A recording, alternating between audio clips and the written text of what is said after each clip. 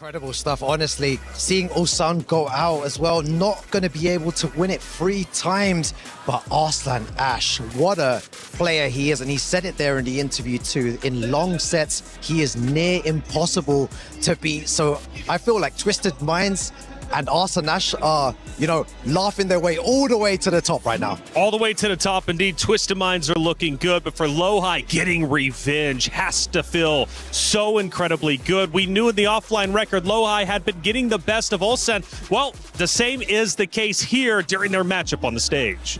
I mean, what a display of momentum and force of will, right? LowHigh winning the first 3 games, and ULSAN bringing it back, the momentum switch. And, he had some incredible moments of ULSAN dashing in his face, ducking in his face in the corner. That moment where they were both dashing at each other. It was a proper standoff. And in the end, LowHigh was able to wrestle back through sheer force of will the momentum in that set, because at this point we're not talking about who's got more skill than the other. These are all world-class elite players. It's about who's feeling it on the day. It's about that momentum. It's about who can impose their will, and we saw that with Arslan against Numan. That was very, very closely balanced. Numan couldn't get his mixes off, wasn't able to hit those launchers, but Arslan was able to get it done with tricks left still in the bag with Kuni, right? Yeah, we saw them both taking huge risks at times. We were watching backstage, and the energy backstage was incredible. All of us jumping up and down. The plays that they're making today, especially in Tekken, is the highest level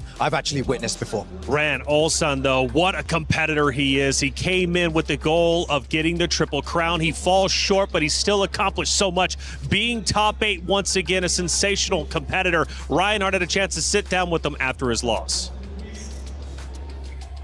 Oh, an absolutely heartbreaking defeat there against your friend. You guys train together, you know each other really well. The history is in the books. You're a 2-time champion. No one's ever done that before. But I know that you wanted the 3rd one, and 2 times is not going to be enough. What's on your mind right now, just seconds after the match? 일단 울산 선수 좀 아쉽게 이렇게 패배를 하셨고 탈락하게 되셨는데, 사실 절친한 친구시고 또 오랜 또 직이기도 하시잖아요, 로하이 선수가. 그래서 정말 어떻게 보면은 좀 가장 또 마음 아픈 매치업이기도 한데, 그럼에도 불구하고 이제 2년 연속 또 챔피언을 또 하시기도 하셨고, 더 아쉽게 이제 3핏은 실패를 했지만 정말 또 역사를 써내려가는 한 획을 또 그으셨습니다. 그래서 이번 경기를 끝나고 좀 심경이 어떠신지 일단.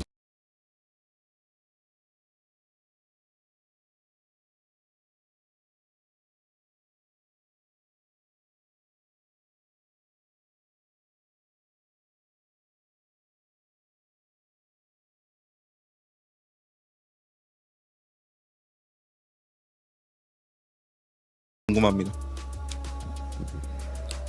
일단은 좀 뭔가 이게 그런 엄청난 업적에 도전한다는 느낌이 들어서 재밌었고, 일단 너무 재밌었고요. 너무 못해서 좀 아쉽고, 그 기대도 사람들이 많이 하는 만큼 저도 이제 압박이 좀 있었던 것 같은데, 그 압박에 비해서 이제 예선에서부터 어렵게 올라와서 8강에 온 것도 좀 기적 같았는데, 아쉽게도 8강에서는 기적이 좀 일어나지 않아서 좀 아쉽고, 또 방금 지금 경기를 마치고 바로 온 상태인데 왜 그렇게 게임을 했지라는 생각이 들 정도로 좀 스스로 좀 못했다 생각해서 인정을 하고, 또 저를 이기신 로아 형이 그냥 차라리 우승하셨으면 좋겠다 라는 생각이 좀 드네요. 네, 좀 제 플레이에 좀 아쉬움이 남습니다.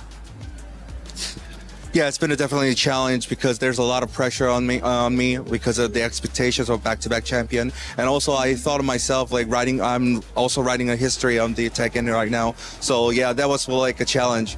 However, in this matchup, I still being frustrated about my performance because I didn't really perform my best, and like I keep like looking back, why did I play like this? Having regrets on this. However, that being said, I mean. LowHigh is a very good friend of mine, and he beat me, so I'm rooting for him, and I'm rooting that he lifts the trophy here. So yeah, that's what I'm feeling right now. It's a really mixed feeling. However, yeah, I can also didn't really try my best. I have my regrets. However, I'm also congratulating him, but also wishing and rooting for him to lift the trophy. Always a true warrior, always a true champion. bittersweet feelings nonetheless. Unfortunate on this occasion, but man, what an amazing performance you did even this year as well. Thank you so much, ULSAN, for everything. That's it from here.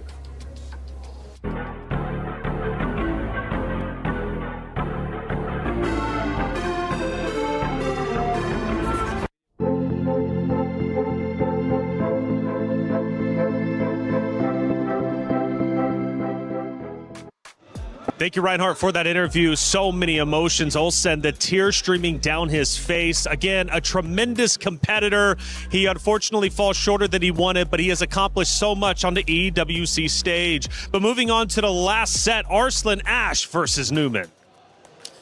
Yeah, this was a sensational fixture. I was really looking forward to this. We saw Newman. He looked so composed all week long. You know, he's been cool, he's been calm, he's been dispatching people, but he came up against what was a brick wall in Arslan Ash. And that first to 5 format really lent into Arslan's skill set, didn't it?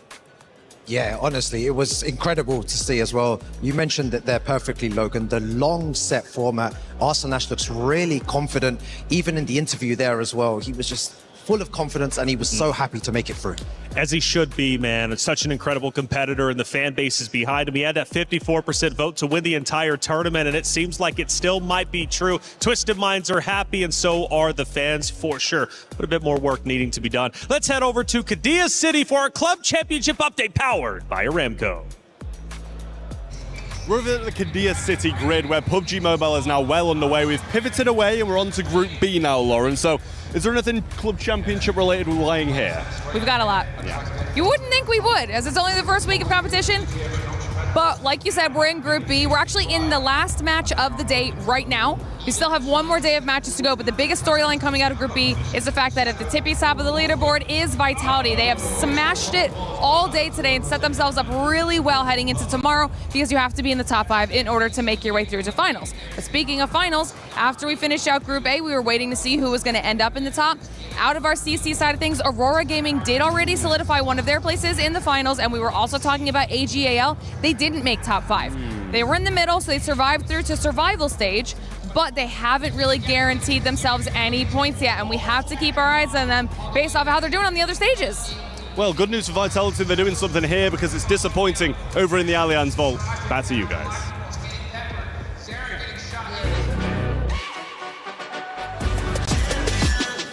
This ain't no regular thing. Came for the ring, you know what I mean. You see my name in the lights, better get right, champion.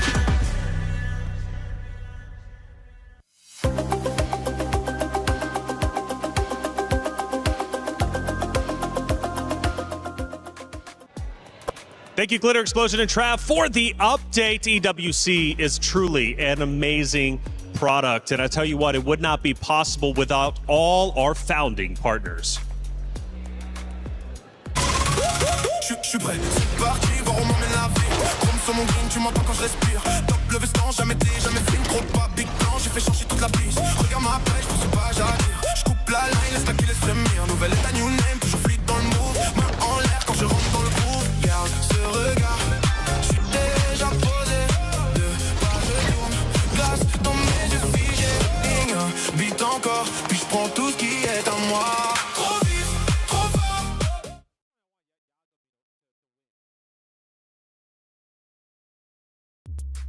Once again, thank you to our founding partners, and thank you to everyone who supports EWC, and you can get more involved with EWC Play.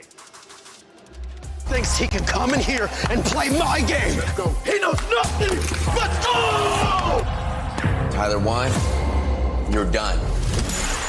Raw energy. Off, blow the house down.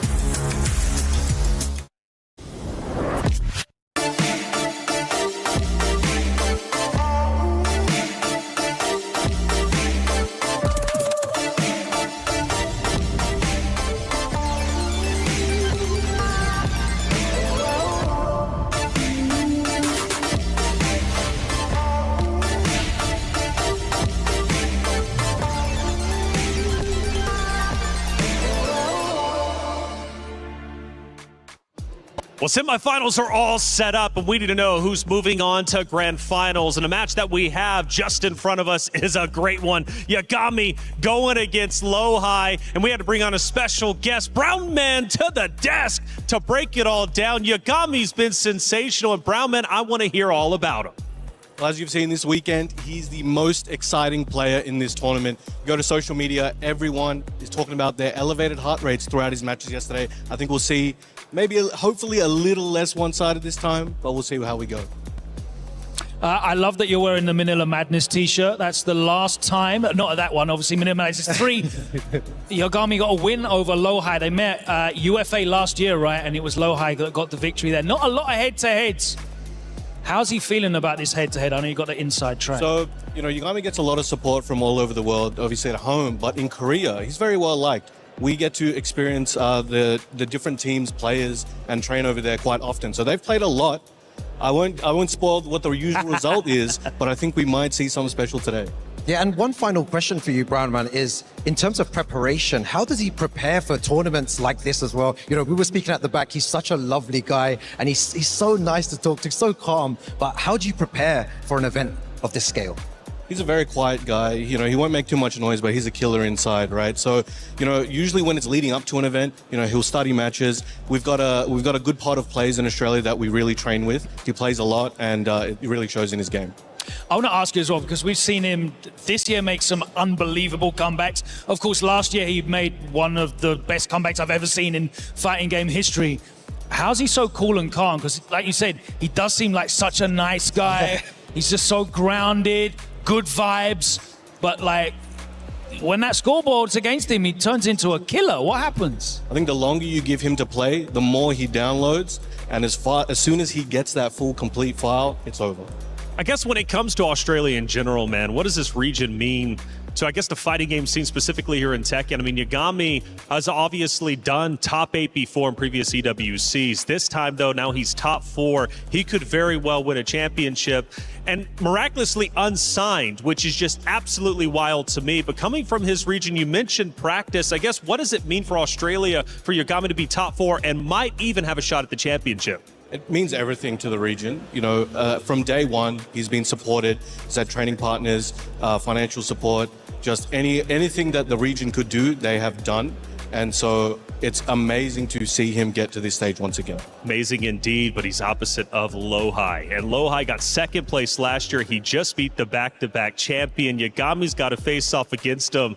What do you think this series is going to look like? Obviously, I know you're going Yagami, but LowHigh is a phenomenal competitor. I think this one, we might see LowHigh, come out a bit hard at the start. But I think Yagami, if all goes to plan, he should be able to close this one out very convincingly. You think so? All right, well, let's find out if that's going to be the case. We'll be heading to the stage in just a moment's time. Second series, if you just want to throw your hat in the ring, Zubair versus Arslan Ash. Arslan Ash has been on a tear, just getting that win. Zubair from the LCQ. Semifinals is absolutely stacked. I think this is that old gen versus new gen. Arslan Ash, one of the, if not the greatest player of all time. But Zubair is looking to take that title from him, and he's also probably going to try and get that extra 50K bonus as well. That's so right. You could do a lot with that in Pakistan. That's right. It's a lot of money on the line, and it's semifinals time. You do not want to play for third or fourth. You'd be happy to do so. A lot of money there as well, but you want to go for gold. You want to lift the trophy, but you got to win your semifinal match first. Let's head to the stage to get it started.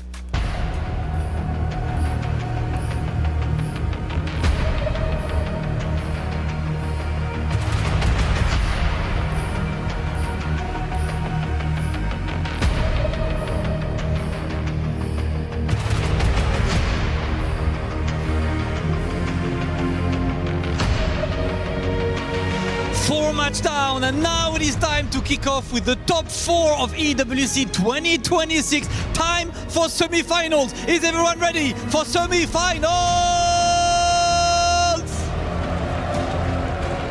Well, that means it is time to welcome our first player to the stage. Put your hands together for LowHigh.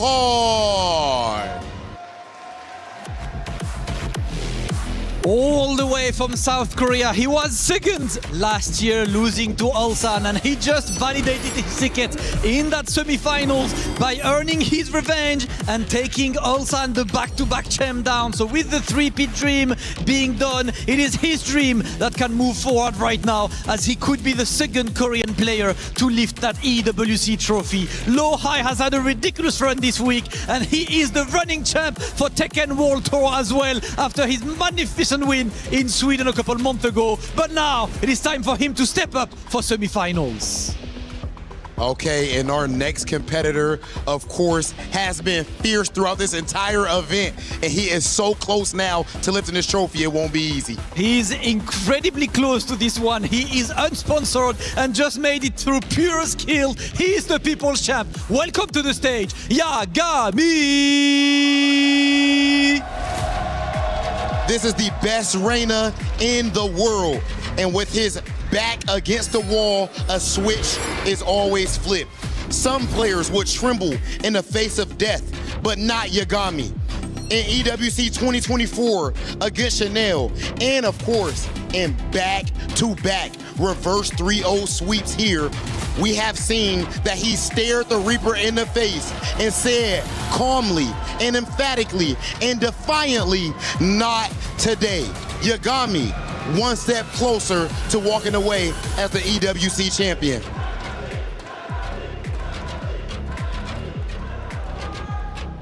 LowHigh, as the TWT champion, you know what it feels like. Of course, Evo champion as well.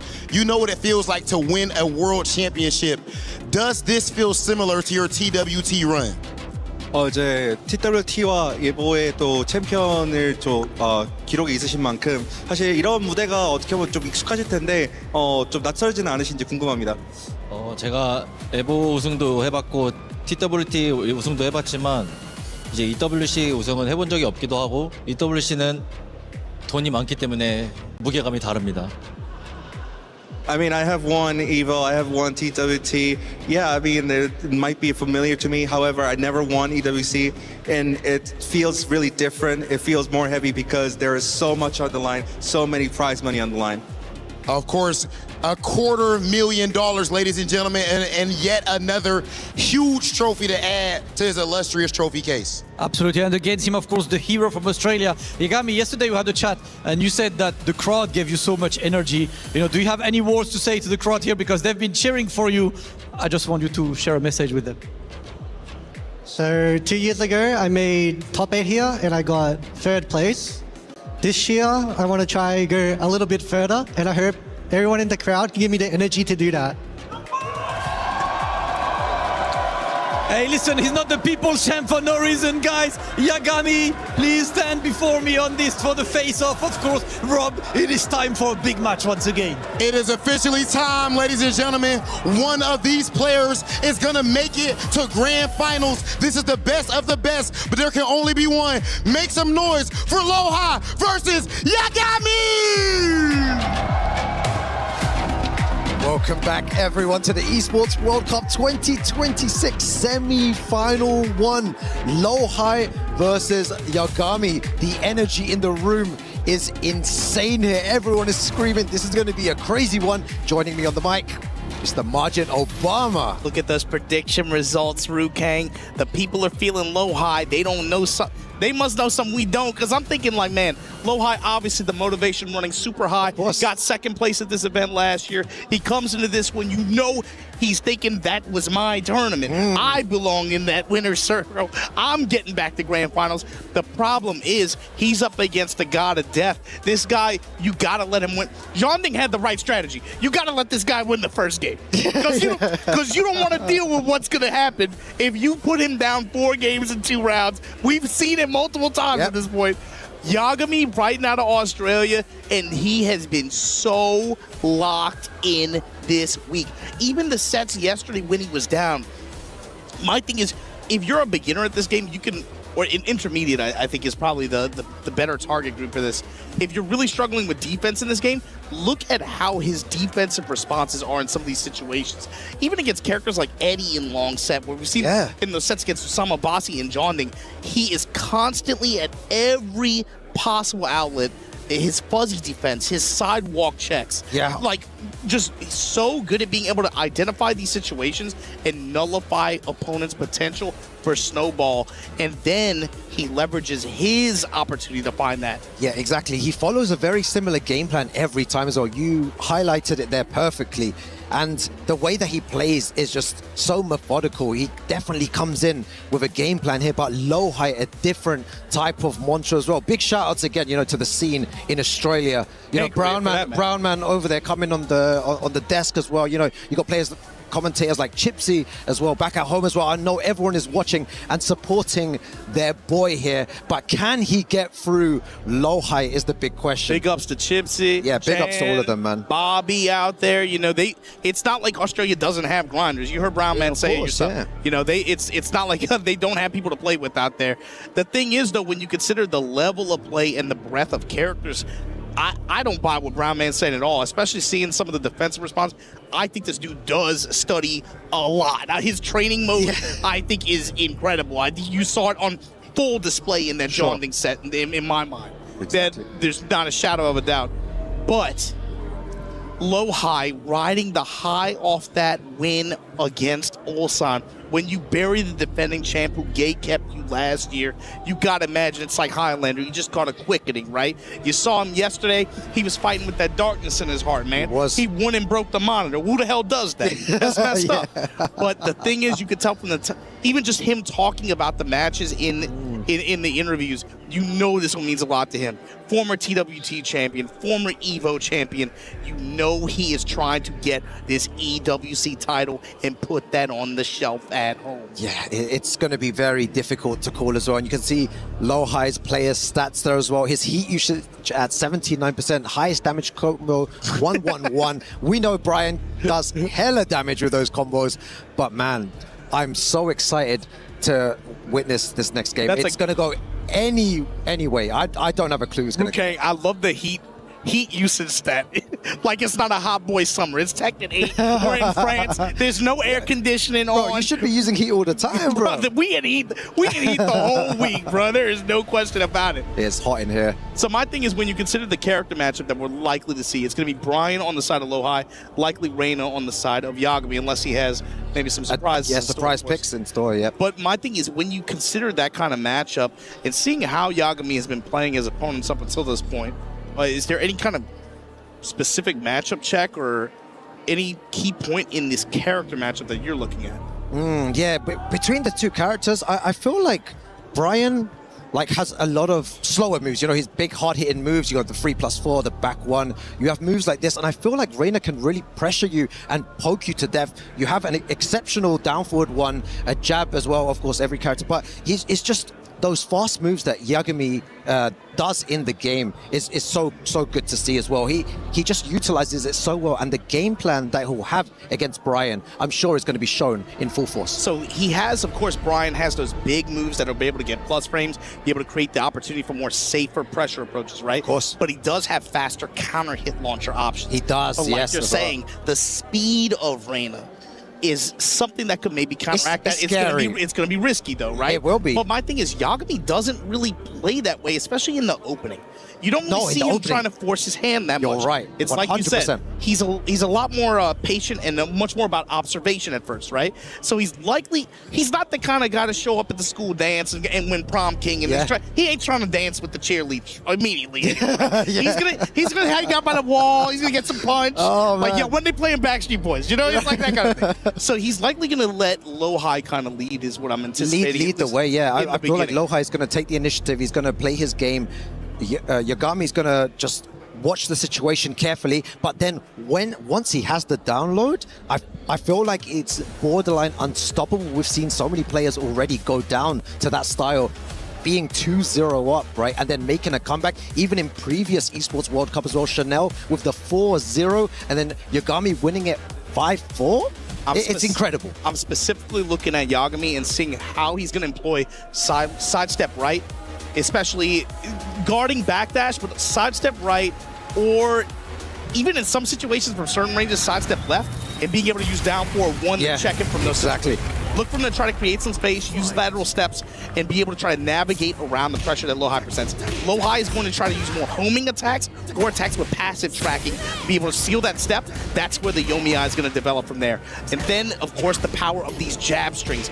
Reyna, of course, is going to be able to get pressure as a result of anything that is not safe that LowHigh does. And on a walled stage like this, where you can create this kind of pressure scenario, where he can run Axe Kick, we can run or an open stage where he's going to run War God Kick to great effect. That's where shit's going to get dangerous. And already a very nice round. He really took initiative there, even though I thought LowHigh would be the one going forward and go guns blazing. The thing is, what Yagami's doing, he's willing to throw out that Hell Seed, willing to go forward, willing to take risks, but when you take too much risk, stuff like this happens. Brian will pop you, put you on the wall, and yeah, look, and then you're going to get your jaw cracked. Activate. Back big to the damage. wall. Goes for the low. What do you do? Back against the wall, you need to find a way out. Dropping shoulders on LowHigh. you. This is a common swing out pattern from Yagami though. Down 4-1, then use of down 2, and the explosion after, go into Unsoku stance. Cancel out, just run away. 25 seconds remaining. With heat especially. Oh my god, finishes the string, you madman. And you could see it. Yagami was thinking about it. He was, and then LowHigh just delaying the string and catches him. That's the thing, long set, characters that have like a lot of delayable strings, delayable attacks.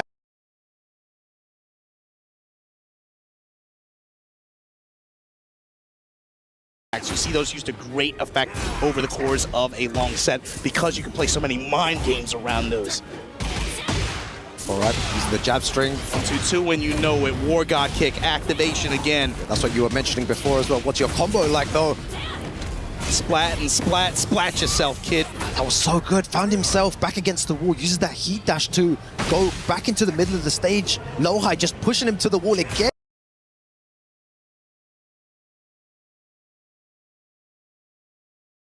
He's got him there. This is where you don't want to be against Brian because stuff like this is going to happen. Exactly. The threat's like 4-3 while standing 3.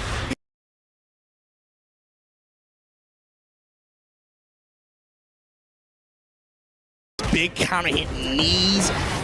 It's like with heat, when he has heat, when he doesn't have heat, either way you're getting cracked for like 70, 80 damage. And God forbid he has a wall to work with. Oh, time could be a factor here.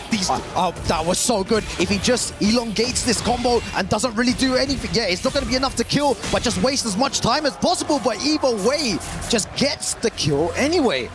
That is something that Yagami had great success with in the John Ding set as well. How many times did we see float sequences that resulted in checkmate situations at the wall in expiring seconds of a round? Floor break here, we're gonna get this lava explosion. Gonna be able to get a decent carry sequence here to open things up for LowHigh. Yeah, there was no punishment before there from LowHigh trying to go for a taunt jab. Yeah, still a ways off the wall as well, just going for it in an open stage. And you see now, look at Yagami's movement. Going a little bit to the right side, micro side step left in between jabs and down 4-1s. See him rotating into the foreground here.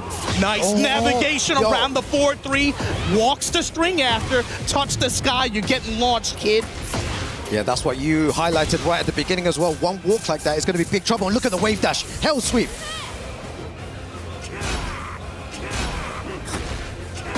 Oh my god. So many cannonballs, but you run the risk of that happening when you cannonball too much. And he takes that first game. I like this strat from LowHigh. Damn. Spot him the first game. I like this strat. Do not go down. Dude, you do the worst position to be in at EWC against Yagami is up 4 games of 2 rounds. You do not want that to happen. Now, to me, now the set starts. Oh, man. Again, I have no clue how this is going to go down. This is the beginning, though. This is the beginning. Wow, Yeah. this is insane. Poking punches in the snake pit, counter hit timing. Man, I know everyone at home's going crazy. Everyone here's going crazy. Really Yagami. nice stuck. You see him on the electric. Trying to smooth a little bit, puts that electric out there. LowHigh, eyes wide open. Gonna hit him real hard for that spike with the orbital. Yeah, look at the life advantage, but it doesn't matter. All of that in the back. All of it in the back. He has to be able to convert it into wall pressure here. And that's one way to do it. Ru Kang got the heat to work with as well. There is no way he makes this comeback here. Let's see what the combo's like here. He's gonna need one one more final sequence. pixel remaining. Back one. Trying to get some plus frames. Goes for a low hit. Goes for the jab. And what a duck from LowHigh there. LowHigh just one step ahead. These high attacks getting Yagami into trouble a good bit. Great return that round from LowHigh. Vulcan punches, checking him mid. Stop trying to step. Stop trying to press. Yeah, using the dash forwards to try and realign as well. The empty dashes. Again, do it again. Oh, doesn't punish there. And you can see what's happening. Both of them trying to sidestep each other's moves. They're trying to make them feel comfortable, and then the sidestep comes out of nowhere, and then you die for it. Yeah, a lot of dash feints in here. A lot of dash up, just hold crouch. Key smash, mid option, 2 rounds straight for LowHigh.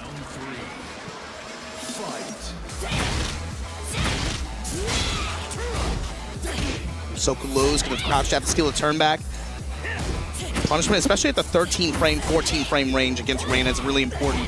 LowHigh taking these checks and just staying in range where you can be able to poke mid, poke low, or crack their jaw when a cannonball's great. Exactly. Carry it to the wall after the heat activation. Gonna be well short of it, we're gonna have the positioning. I wonder how Yagami's gonna find the way out of this. Erase the soul, Ruke! He doesn't find any way out of this. LowHigh just putting the pressure on, but his low blocking has been so good. Orbital.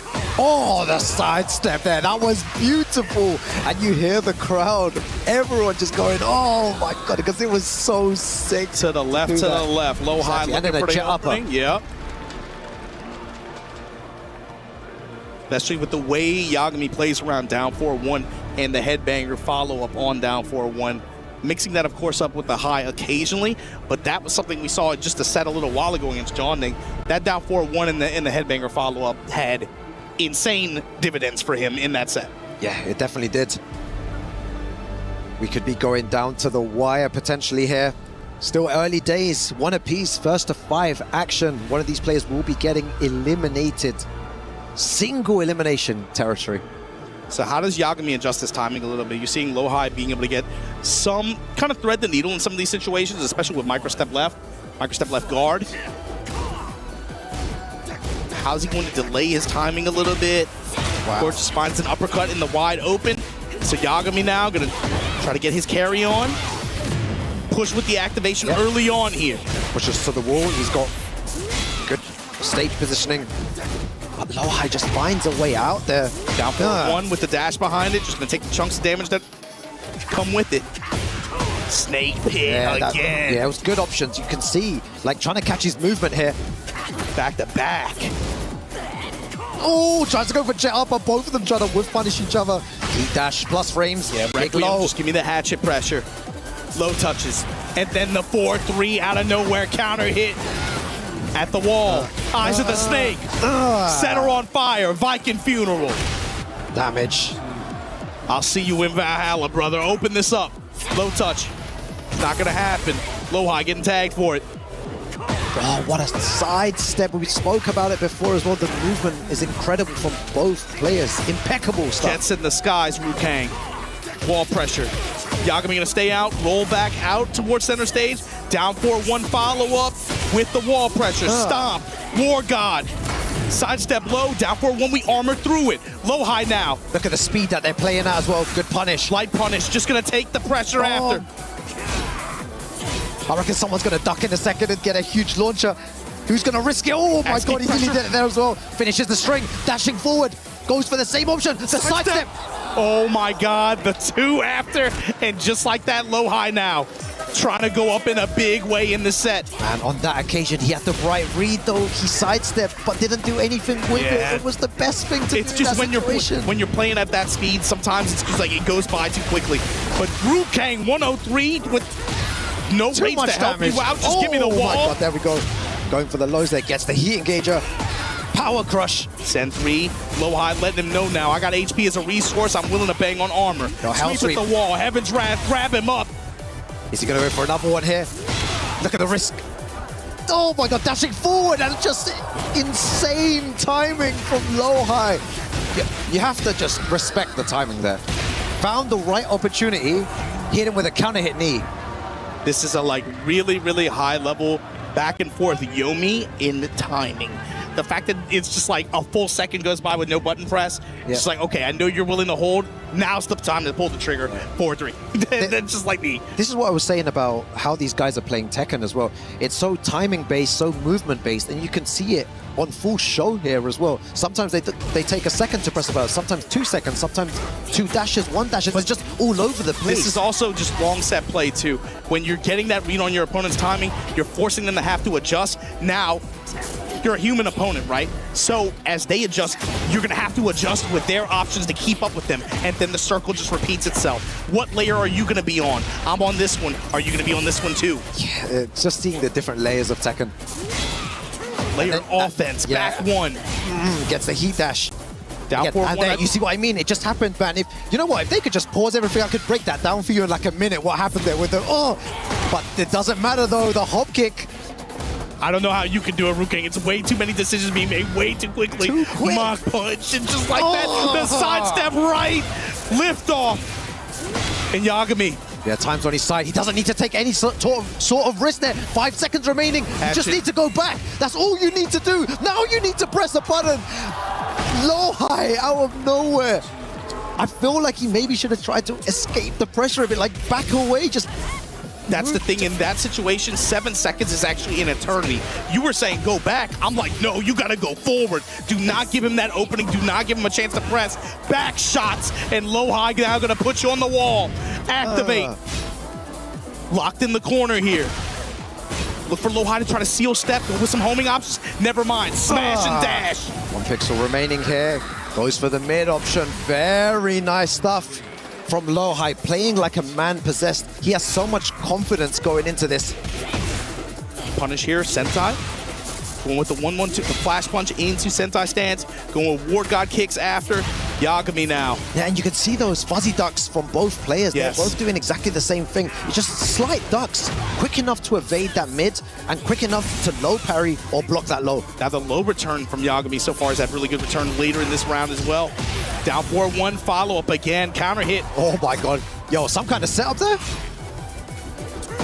Oh, the ducks. You need to be so careful. And the wall, worst position against this character, against this player. And he still has heat as well. He's going to be looking to use it. How do you get out of this? Plus frames. Micro step to the right in the check. LowHigh right now, eyes wide open. You would think that's one of the safest moves in the game, right? To throw a jab or to throw a 1-1. It's very quick. You know, there's not much you can do about it, but the sidestep into duck and then punishing him so hard for just doing something so basic. The thing is, once you get to the highest levels of play in this game, the jab is the safest option, but it's not without risk. And the thing is, once you get into these situations where these players are so good with not even just the game knowledge, but the anticipation, right? And their lateral movement is so good at being able to punish you in the worst ways possible for even just taking that small risk of extending a jab in some of these situations. Everything is a risk now between both of them. You guys just heard the crowd going wild, chanting Yagami's name. They want him to do good. They want him to perform well here. We've seen what he can do. It's never over till it's over with this guy. Y'all are, bro, I don't know how America has a reputation. Europeans mad violent, bro. They just want to see blood. They just want to see a berserker go crazy with his back to the wall. We love that stuff. It's your culture. It's in your culture, man. The empty dash pressure. And this is why his Hell Sweep hit rate is so high as well. He does it sparingly, but it always seems to hit all the time. He's especially effective. It's especially effective when he's able to find flash punch with the wall in front of him. He doesn't go in the Sentai. He'll go, it would just take the frame advantage, and he'll work the sweep from there. There you go, the sweep again. A couple more lows here and there are working out. You know, LowHigh has something to think about here. He's willing to throw out those lows now. Look for him to kind of take them away and then try to rotate them in a little bit later. Again, the low block when he starts doing that, it's so sick. And the reward is that Sentai 3 to engage, go into the heat. Frames on frames.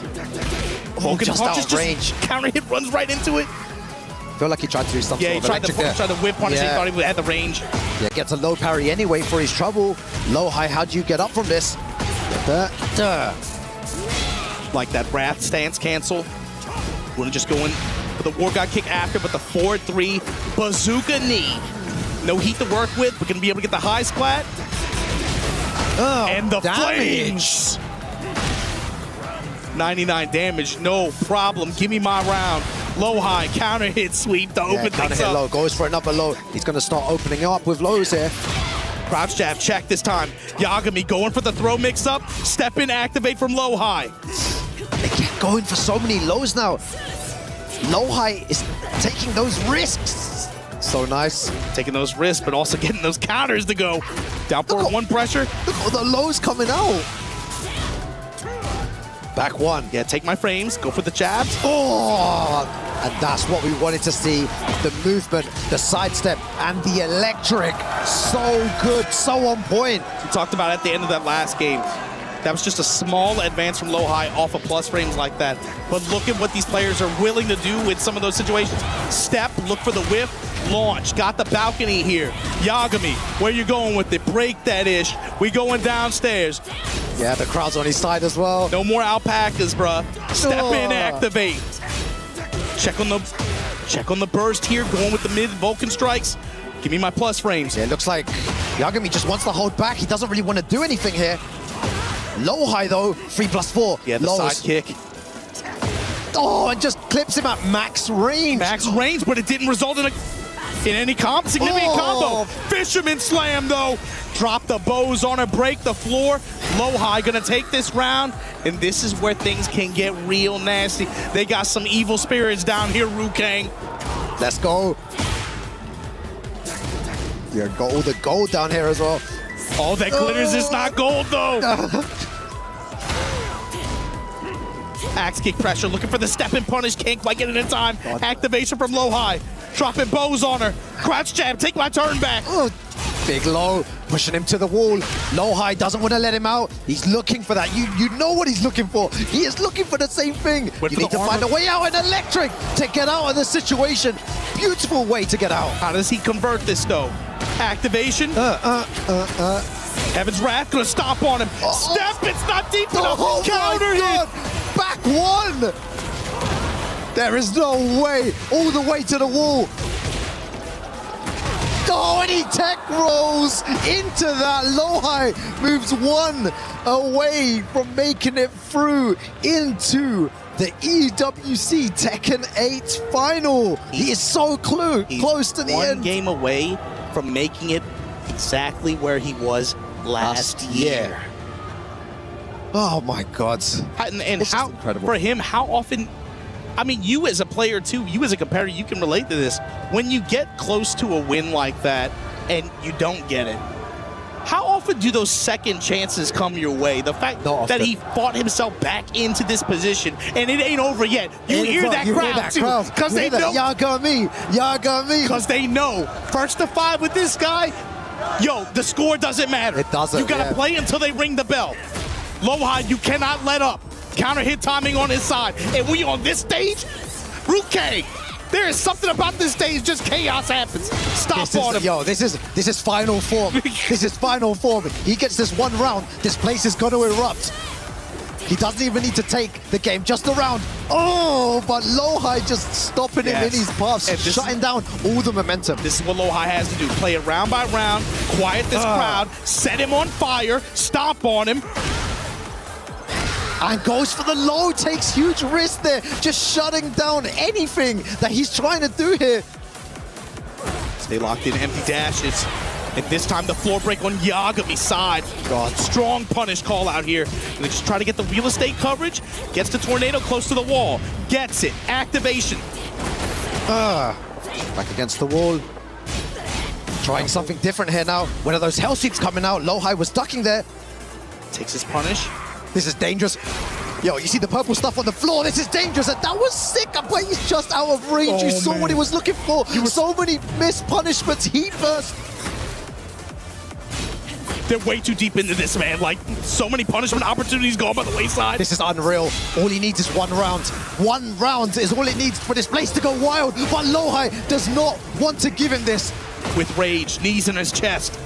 10 seconds remaining. Look at where you're standing. 1 round. I'm telling you, Margin Obama, he just needs 1 round. That's all he needs. Same situation as that earlier game. Expiring seconds. What did Yagami do here? He pressed. He pressed did the not buttons. back up. He knew what happened last time. He's starting to take risks now. You can see that he has to. Beautiful punish. Sidestep right guard. Block. Punishment Oh there. my God, are Low we parry. seeing- How does Yagami convert this, Rukang? Yo, God mode coming out. Final form. Yeah, LowHigh, look where you're sitting. Pixel blast. Wall. Unsoku this time going with the axe key pressure. Down for a 1. Headbanger's ball. Beautiful punish again from LowHigh. Keep up to save his life and get right back into danger. LowHigh in heat, trying to erase his soul. Dashing forward. This is so tense. The 25 Requiem, seconds. the low touches. Oh my God, Low again doesn't punish it, and LowHigh goes 1 away from making it through. He is shutting down anything that Yagami's trying to do here. He doesn't have an answer here. He's on his final health hit. Final life.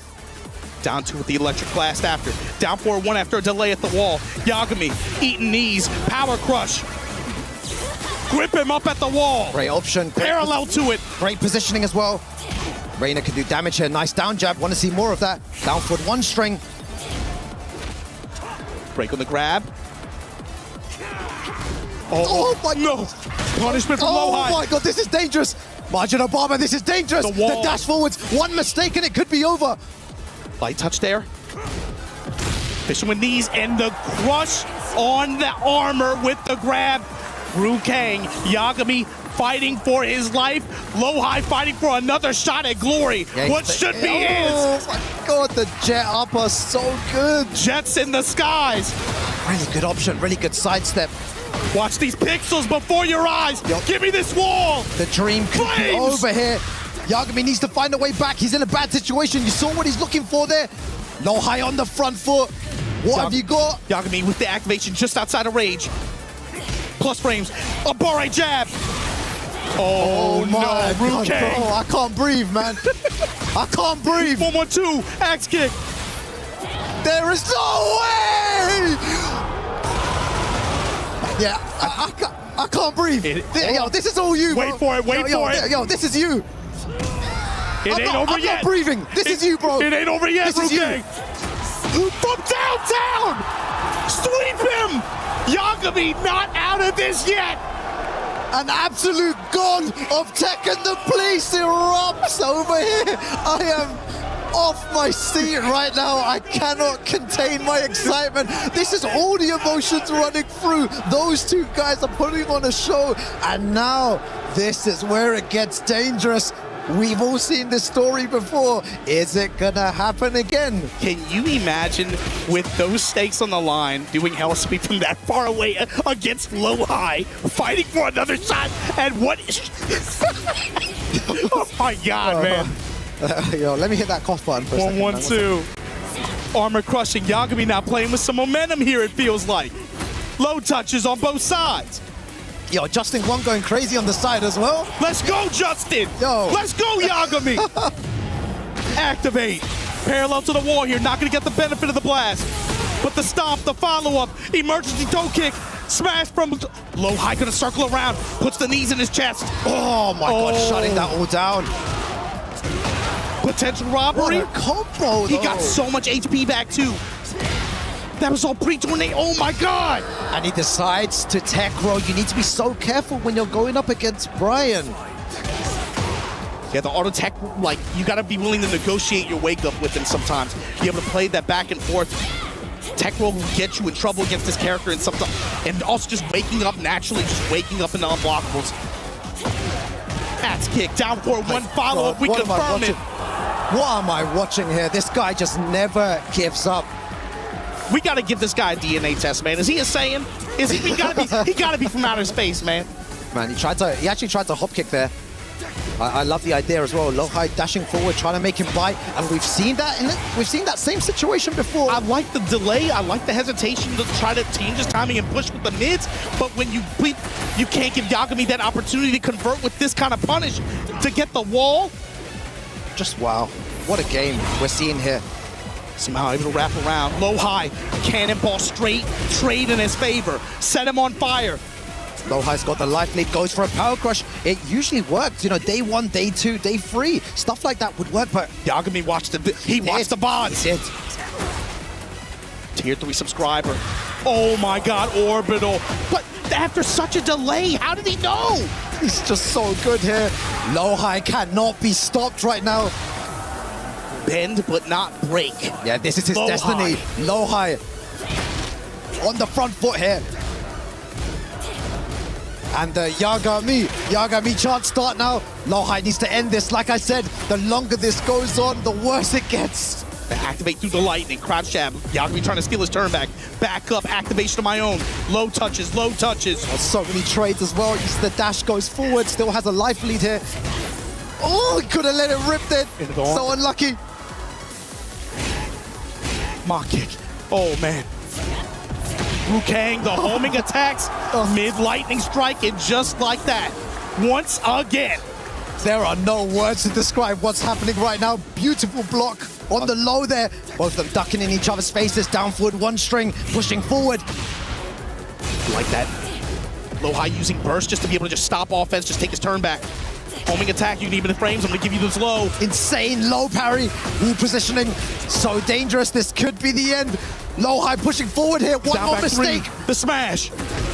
Oh my god, and LowHigh moves forward here. That was so well fought, eliminating the legend Yagami from the tournament. What a run he had, but LowHigh, this is his destiny. He wants to win the Esports World Cup 2026.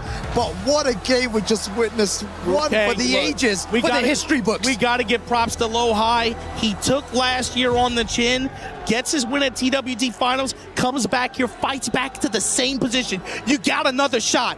But big ups to Yagami. There is something about this dude. It is. There is. It is completely contrary to how he carries himself in real life, too, by the way. But super humble. And there is something that happens when you put this guy on this stage with this logo and you say, hey, let's play some first to threes and first to fives.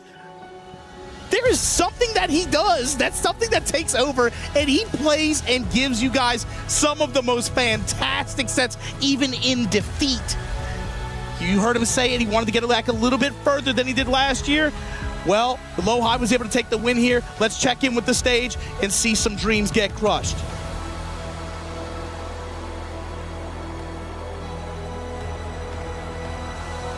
Ladies and gentlemen, we just seen one of the best runs in recent memory. Please put your hands together one more time for Yagami!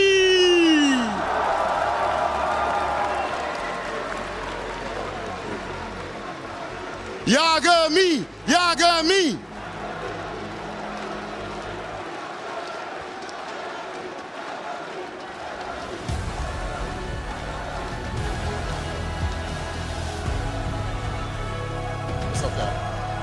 Wow.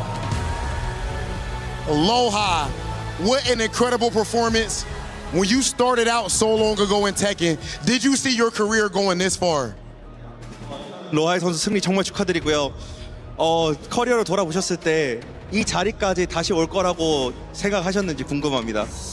솔직히 철권을 하면서 여기 이제 가장 이제 사람들이 우승하고 싶어하는 대회인 EWC의 결승에 한 번 더 오게 될 줄은 솔직히 생각하지 못했습니다. Honestly, I didn't really expect to come back into EWC Finals, the highest honor that everyone dreams of. So yeah, I mean, I never really expect at all. Did not expect it, but clearly worked in order to get to this point. Ladies and gentlemen, he is officially in Grand Finals. Put your hands together for LowHigh! You can go and crush your opponent's key.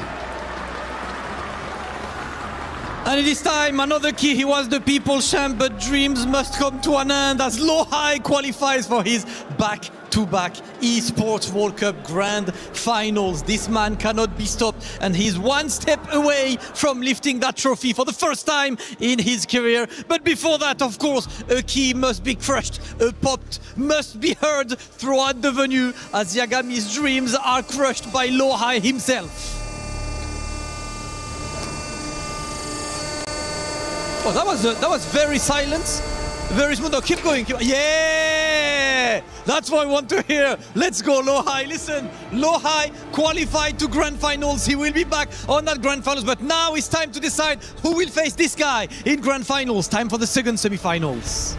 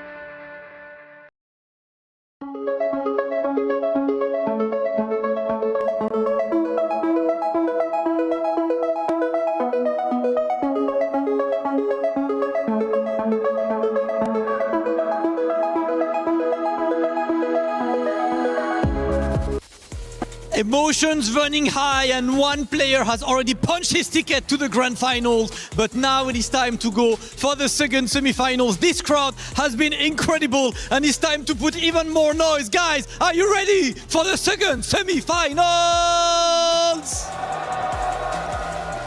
I'm loving the energy, so let's go ahead and bring out our first competitor. Ladies and gentlemen, coming to the stage, Arslan Ash!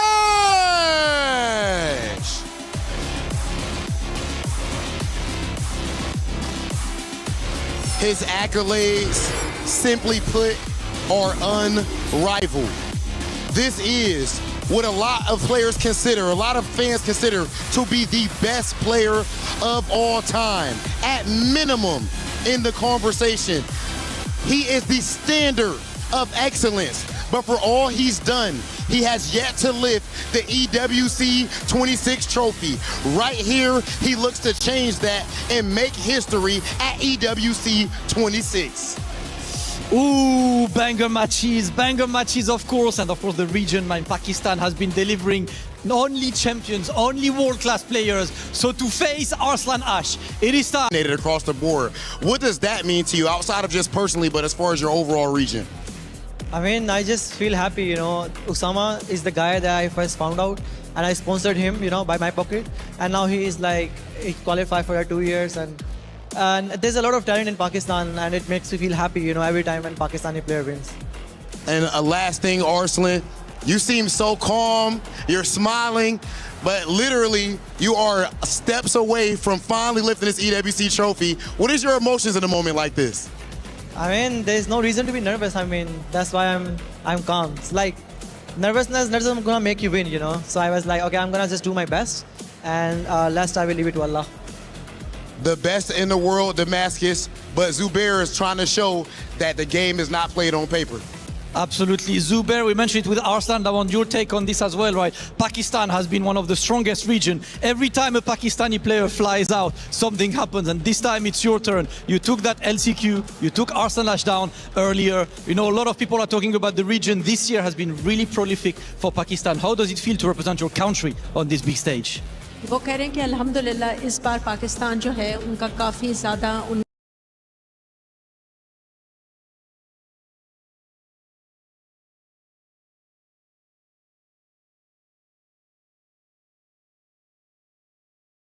Players Pakistan से आए हैं जो कि काफ़ी ज़्यादा उन्होंने यहाँ पर मुकाबले किए और आपको कैसा महसूस होता है कि पाकिस्तान आज यहाँ पर नुमाइंदगी कर रहा है और आप यहाँ पर मौजूद हैं?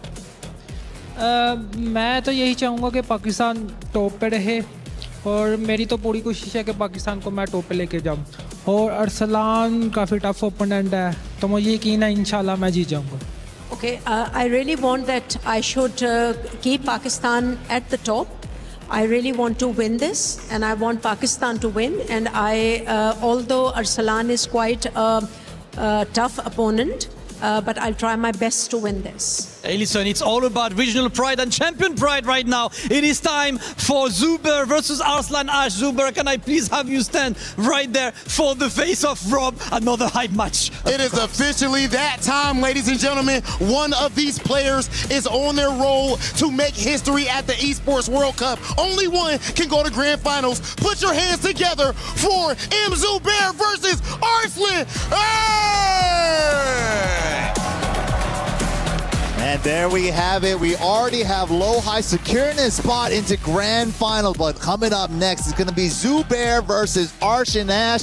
That means we're going to, no matter what, have a Korea versus Pakistan grand finals. MYK and Tasty Steve holding it down on the mics. I like you telling the story. We get another chapter in the storybook battle of Korea versus Pakistan. Who's number one? Who's number two? It's been shifting back and forth ever since the inception of Tekken 8. It's been a lot of back and forth. Some will tell you Pakistan, some will tell you Korea. The heart says one thing, the mind says the other. But before we even get there, it is Pakistan. Let's take a look at the stats. Highest damage combo, 115. Great usage on the heat. Step and punish is crispy. And round-winning mid-low game, which is what I've always pointed out about Arslan. He will go to the lows, and he's 9 out of 18. That's still pretty good when it comes to closing out rounds. For the end of the rounds, especially because in Tekken, they say you got to play it safe, keep it mid, safe and mid. But Arslan getting 18 of those with the lows?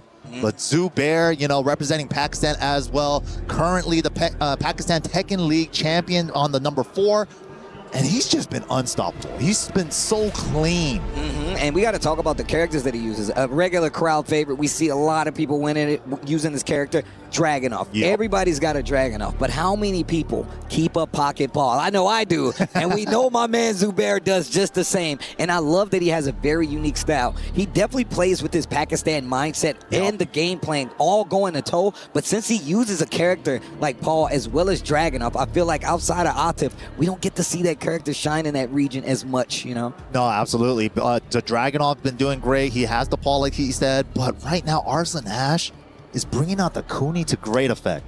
We talked about this before. Me and Mike was having this conversation in the back. My man Arslan Ash said at the beginning of this character, yeah, man, she's not that good. First, like day one, right? Dude, day one. Didn't even get to play with the character yet. Yeah, she's not as good as she was in 7, you know, blah, blah, blah. But then, you know, after that, he did say, like, you know, maybe she does start fitting me. And I think I'm starting to understand Tekken 8 Kunimitsu. And, you know, he pulled her out at EVO, pulling her out again here at EWC.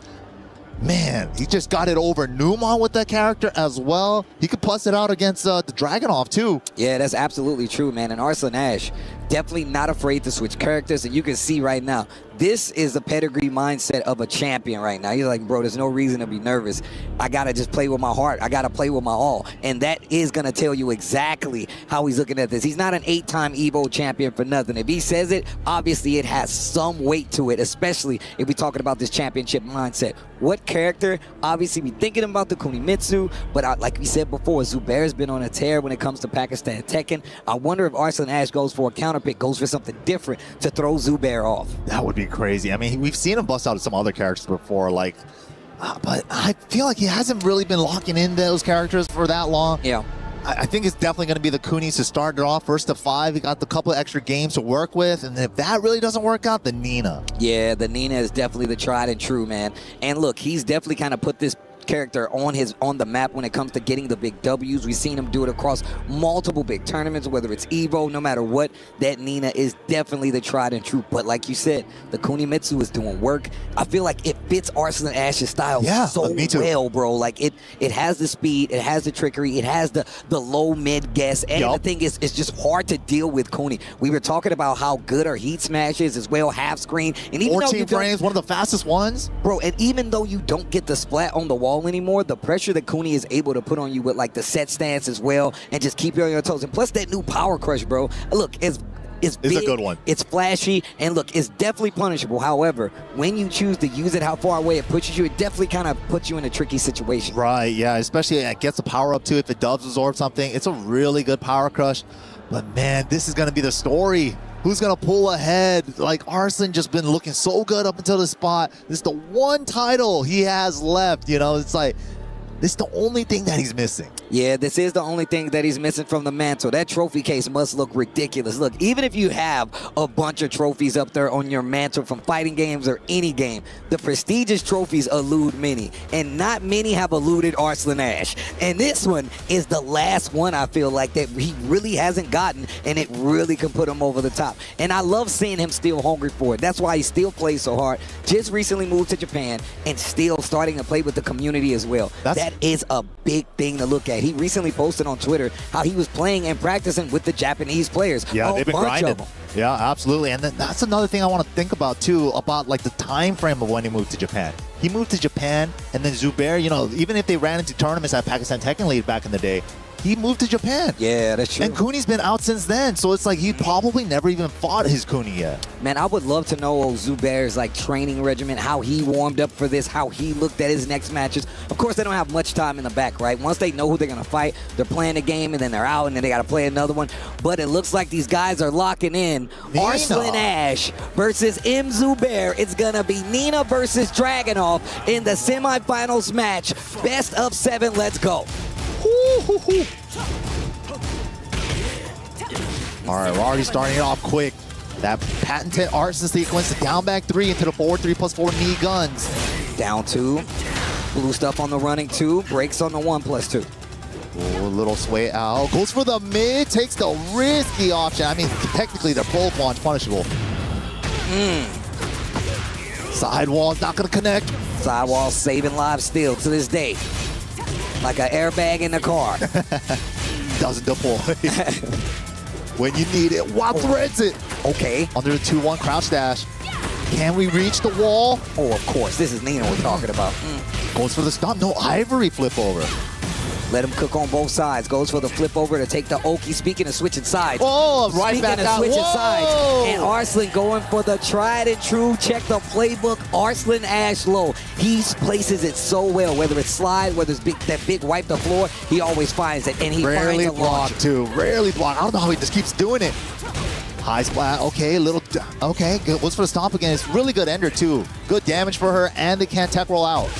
Oh, almost finished the string. Catches a delay with a 1-2 though. What a block! We're active defense on the side of Arslan Ash. He's got the first round. The second one still in his favor as well. Heat first, not going to find his mark. Lead and trying to close it out with the heat. Down back 1+2. Heat dash.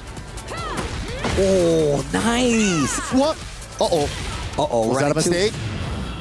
Heat first. Could have just ended it there with a big rounded hit, but he wanted to go for a flow combo. Oh my God, Zubair. Flips him over. Don't ever leave me alive, he said. Baits out the rage yard. Wow. Arslan Ash. Not going for the forward 4-3 or QCF2 grounded hit. He went for a pickup at the wall. That costed him. Costed him a round. They're tied up. Interrupts the string. Little sway gets him out of danger. Back to mid check into the while standing 1. Teasing him with the lows. Trying to get him to move, does just that. Zubair fights back with the down 2s, the onslaught of down 2s. Third one is the charm for Arslan though. Back away, back to Nooch. Life about even. Both still have heat on the table too. Oh, these pokes. Oh, these pokes are adding up. The sneak 1. Looking for the string. Not gonna get a chance to even use it. Zubair with the lockdown. What a way to play. You got heat, who cares? Yep. Running 2. To the wall. What the adjustment? I've never seen that. Oh, that's what I'm talking about. Get your ass on this wall. Flip over. What's for Oki? Goes for the layer 1. Nice switch off the throw break. Whoa. Wow. He was ducking the whole time. He was ready. He was already a step ahead. Pulls. Nice block. How do they know? The low blocks on both sides. Calls out the third extension. The wall. Too low. Oh, no. Unfortunate. Down back 1+2 wall splat. He got so much life back. Wow. He swung into it. The rare third hit after the down forward 1-2 from Arslan. He really layers the strings where it gets to the end and you start thinking he's going to go low. He finishes it. While you're trying to twitch duck and find out, that's when he does it. Yup, and crouch dash 1 to round start here. Big start for Arslan. The patented Arslan corner control. How are you going to get out? Not many do. Zubair's done a great job so far, whether it's finding the low or just fighting back. He won't do it this game, not the first game. 3 rounds to 2, game 1, Arslan Ash. Starting it off with the Nina. Man, Zubair has the Paul. The Dragunov wasn't bad, but like the blocks on both sides, they were super sharp on reading the lows and the big call-outs. But Arslan pulls ahead. That should tell you everything you need to know about the fact that my man with both of these guys were ready for the tricky lows, the big stuff they were looking for. Zubair just ducking in his face like, yeah, I know you're going to do it, and I'm going to get this low parry. Didn't get him the round, but it got him the mindset. That means Arslan Ash has to change his approach, especially now that he sees that he's looking for these lows. Yeah, and even the 1-2-1s that we know Zubair for, he hasn't really been able to even use it in that last game. Just trying to work around this Nina pressure. Game 2, smaller stage. The wall is definitely going to be a factor here. Max way to create space, and this is why it's so hard to pin her down, but nice step from Zubair. Good combo adjustment for the wall spacing. Who's in the 3rd dimension, and I like that. Stopping at the 1-2 because he knew that wall was going to be a little tricky to land the end of that combo on.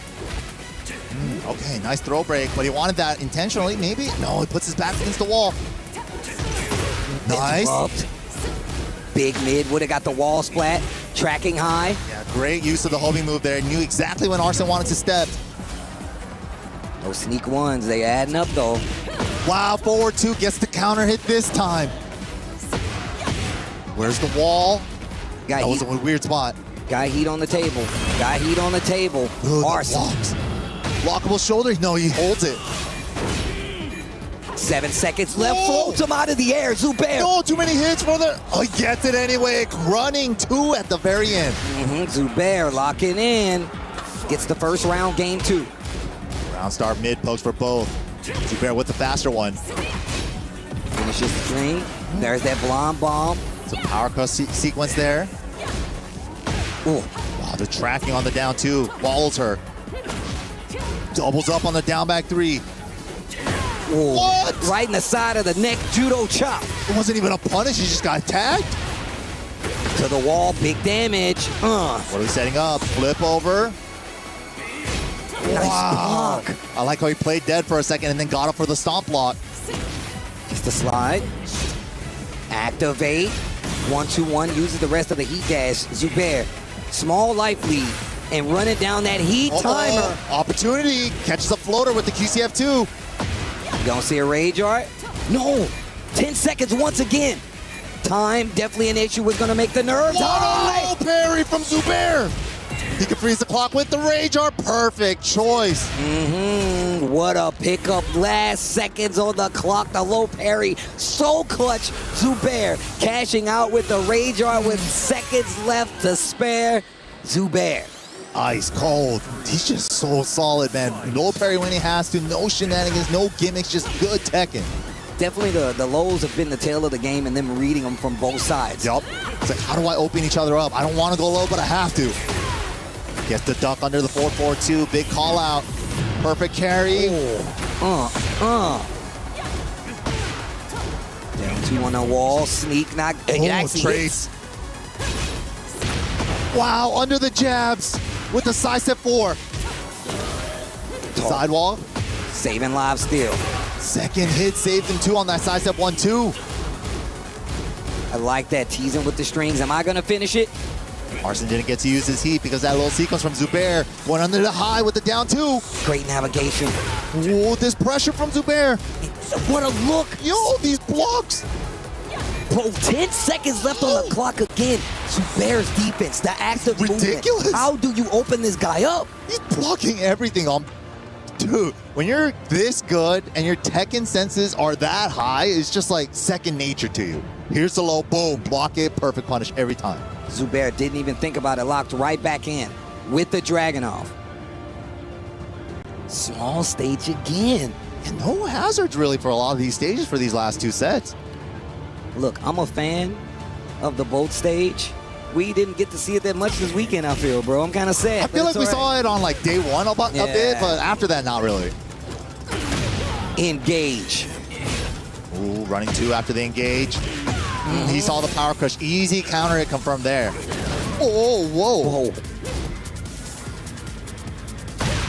Okay, down 2 counter hit, free shoulder heat dash. Got him. Full crouch mixy. Get up on this wall. Bang, bang, boom. Okay, Zubair definitely still fighting back. One game apiece. Ooh, the jab control. Steal it right back with the down jab. My turn, your turn. Double dash, gets running in with the slide. Didn't get the pickup. Wow, good side step too. He knew he was going to try to flinch with an attack. Takes the stomp, can't tech roll, takes the side roll into the Dragon off special get up, sick. Gets out of trouble with that, but stuffs the power crush before the armor even kicked in. Gets the big launch on the wall. Blind bomb to close it out. Whoa. Ooh, the step jab. The frustration. Rage art is good. Absorbs the side step one and he stays alive. This is going to hurt. Close to 80, maybe 80. And look at the life he's going to get back. Ugh. And he's got heat cancel. Yup. What are we doing with this? Send it first, send it first. Into the tackle, three-way guess, gets the 1+2. Zubair, game 3 looking good. 2 rounds to none. Repeat offender. Ooh, you thought you could do down 2? I'm the down 2 master. What a carry to the wall. Look at the damage. Coolest tornado in the game. Flip him over. Wow, challenges the tackle. Great stuff. What? Dodge dash 1 again from downtown. Didn't splat on the wall. Got to adjust with the burst. Heat dash, spins it all. Willing to cash it for this round, thinks he has it. Ooh.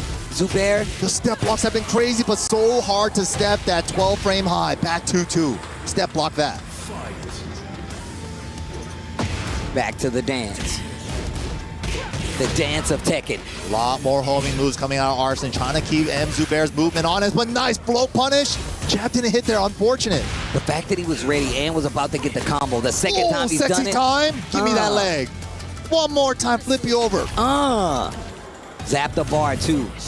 Take care of that recoverable life. Both of them heat active. The commitment to the lows. Arslan makes him pay for the second attempt though. Yo, the step duck, beautiful. High splat. Flip over. Layer 1. Oh, just empty pigeon roll. Like last 3 or 4 times after the wall combo, he's done empty pigeon roll. And you see how he's like tempting Arslan by doing the sneak 1. Then sneaks in the ignition switch at the end to close it out, the big mid. I love what he's doing. Stacking the odds, and it actually lets him get a lot closer because now he knows Arslan is looking for the lows. That's a good play. Yeah, just the right amount of lows just to have them looking for it, and then boom, switch them up with the ignition switch. Especially with an advantage mid, like an ignition switch. Keep your turn going at the wall. Get 2 turns with the mid. The Zafina coming out? What? Not Cooney? Arslan thinking about it. Is this the right call? It feels like he's put the Zafina away such a long time ago, but he locked her in. Uh-oh. Well, he better make it count. 2 games to 1 in favor of Zubair. The Zafina coming out for Arslan Ash to try to change the tide of things. Plenty of games left. Wow. Tarantula getting blown up with the sidewalk. Zubair showing us the answers. Got a small combo for that, and that small combo gave him the life lead. The pokes are adding up. A lot of Zafina pokes there. He burst. Shoulder, spend it. Put her at the wall. Arslan fighting out with the burst. Does he have to pick up? He does. Okay, let's see what he does with it. Still has the heat dash, spins it there. Okay, restocks up. And the Broadway slide. It's showtime. Damn, the jab lockdown? A little bit of chip. I see the strategy. Okay. Zubair super defensive, too scary to go low. Maybe I go for the chip game with Zafina. And that way you get the hit, cash out, get all that life back. A little harder to get the round, but it's definitely worth it in a game like this. Going for that chip. He's also chipping himself. Well, that could have been bad. He was almost there. I thought it was elbow for sure. He burst. Get me off this wall. 30 seconds left on the clock. Heat only on the side of Arslan. The trade. But that's a fortunate trade for Arslan. He'll take that trade on the first hit of Heat Smash. Is a launcher. Look at the damage. What a block. What a duck, Arslan Ash. 2 rounds to none in this game. The perfect call out on the down 3 string. He could have done down 3-4, which is a mid. He knew he was going to go for the high. What a whip punish. Just simple 1-2s. Ooh. Big damage there. Those mini combos hurt so much for Zafina. Instant check right there by Zubair multiple times over. Seems like he knows the scope of Arslan Ash's plan. 1+2 on the side. Sidestep. Wow. Big launcher. Meant to do QCF3. Just got forward. I mean, QCF 3+4. Just got forward 3+4. Wow, it actually ducked under it, and one of the hits whipped. Arslan still has a chance. Rage Art is there. A combo into Rage Art might do something good. Whoa, that 1-2 saved him. The down forward ones. Finishes the string. Free chip. Rage is going to reduce chip, though. Gets the Tarantula 1+2. Guaranteed hit. Nice choice from Arslan with the Zafina switch. 2-2. What you gonna do? And even if Zafina, you know, like, doesn't work out this next game here, it's like he gathered one more point on the board. He still got the Kuni in his pocket, too, at the end. Or he could also go back to the Nina. Multiple characters. Like you said before, we've definitely seen Arslan pull out some of these characters we haven't seen for a while in these rare scenarios, these clutch scenarios where you have to win and he's still getting the job done. That's an 8-time EVO champion. Know how he does it, man. It's been a while since I've seen the Zafina out of him, but it's still looking good. Zubair thinking his options, man. Is he considering a character switch too this early? I don't know, dude, the Dragunov, man. And look, and it's not like it was completely overwhelming, but the fact he's been able to take back his turn and get these games on the board for a 2-2 tie right now should tell you just how well he's playing. Sticks to the Dragunov. All right. We get to game 5. Hey, you were asking for it. We're back on the scene.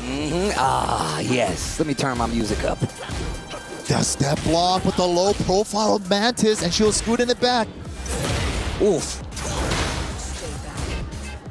Step kick. Down 2, trying to push to that wall. Nice. The movement from Zubair just getting out of every string. Wow, wanted to watch any one hit there. Unfortunate. There's the jabs again. Down jab to steal the turn back. 1-2-1 off the second hit. He knew. 12 frame mid. Safe mid check, but the man to core counter hit. It's the 1+2 full combo extension. He is in rage and the wall is right there. Look at the chip. Oh. And the wall splat. Zubair, though, if he gets a hit, he can definitely close this out. You know the low is coming. What a sidestep. Oh my God. Oh, he was already planning on doing the slide. If that was a step launch instead, that was his round. Arslan taking the lead in the set. Okay, Tarantula pressure now. Sidestep left to try to counter the movement. He knows his back is getting closer to the wall. Look at the chip. Chip and the pokes adding up. Quick sidestep, down jab, down 3, Arslan. Bro, the stance pressure. He tried to go left, he tried to go right. He smash is hitting him. Especially after matches 1-3. Yeah. Wow.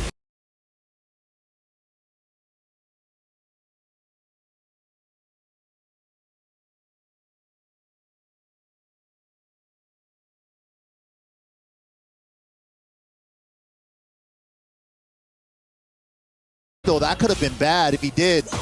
He does this time. He does this time. Knows it was coming, gets the extension with the heat dash. That's gonna be 3-2 in favor of Arslan Ash. And now it's a race to 2. What a surprise Zafina pick. Maybe they had history in the past before. Maybe he knows that Zubair might be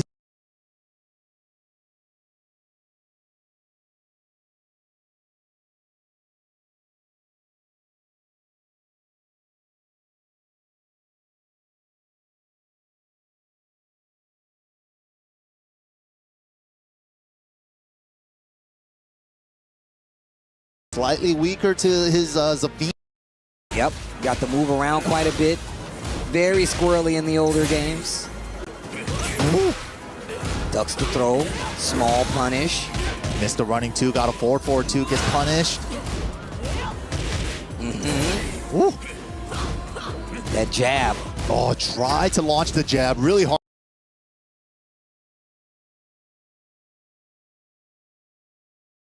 Hard to do. Zubair still just inching away. Not one combo yet, but Zubair holding his ground. There's the chip we were talking about, getting close to rage on the side of Zubair, tries to finish the string. Arslan gets interrupted by Zubair again. Power crush, no go. Running 3 pressure, lower mid. Oh my.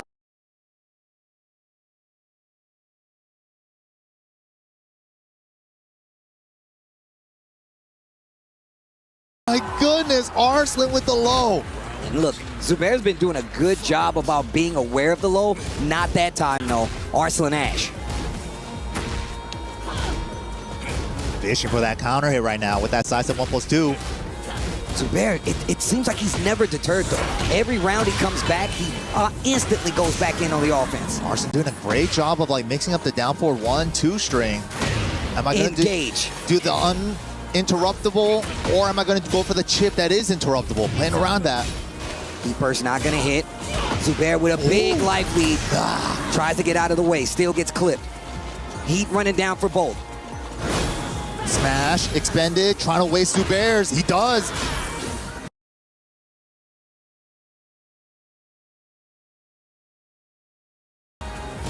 Goes in the scarecrow stance, just a tease. Life just about even. Rage on the side of More Zubair. chip. Oh, one more poke.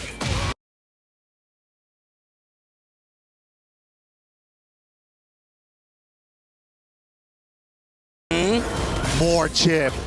Punish, nothing. Now he's in rage. 1 or 2 more hits away. Okay. Gets the slide. Position switch with the throw. Ooh. Big low on the side of Arslan.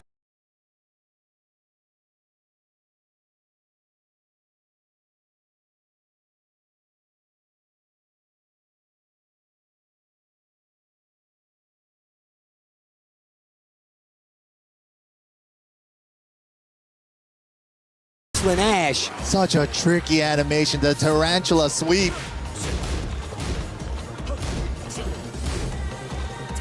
Trying to get in there. You can see him slowing this game down to a crawl now. Down forward.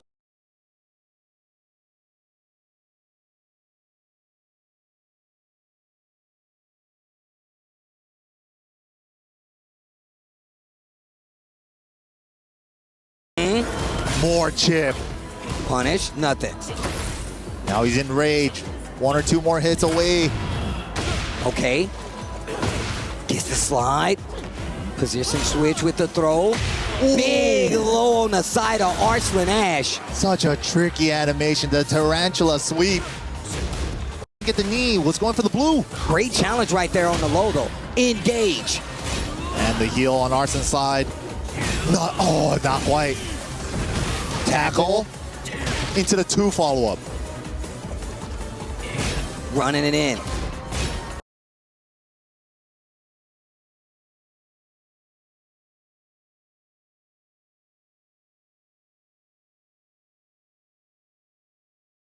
Down jab, thinking Zubair's gonna overextend, he gets nothing.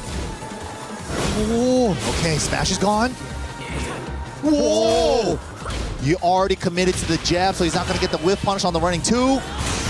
Power crush for more chip. 15 seconds left on the clock. What are you gonna do with it? Down 3 hits? Oh, it wasn't countered. Nice confirmation though.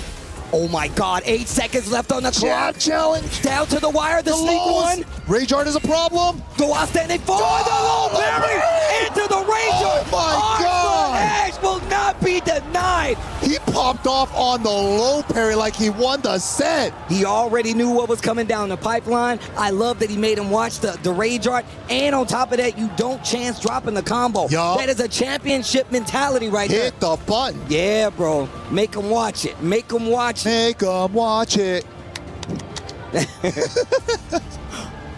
Man, Zubair, dude, it was so close. The temptation was too high. He thought he could sneak a generic down back 4 in there. Arslan had it scouted. Insane. Set going the distance right here. Oh my gosh, seconds left on the clock. Multiple rounds going down in that 10-second mark, and every time it goes back and forth. 4-2 in favor of Arslan Ash. If he gets this game, he goes on to grand finals to face LowHigh. Oh, baits it. Punishes it with the throw. Oh, big stomp. Jab interrupt, little punish. Yes, all right. Okay.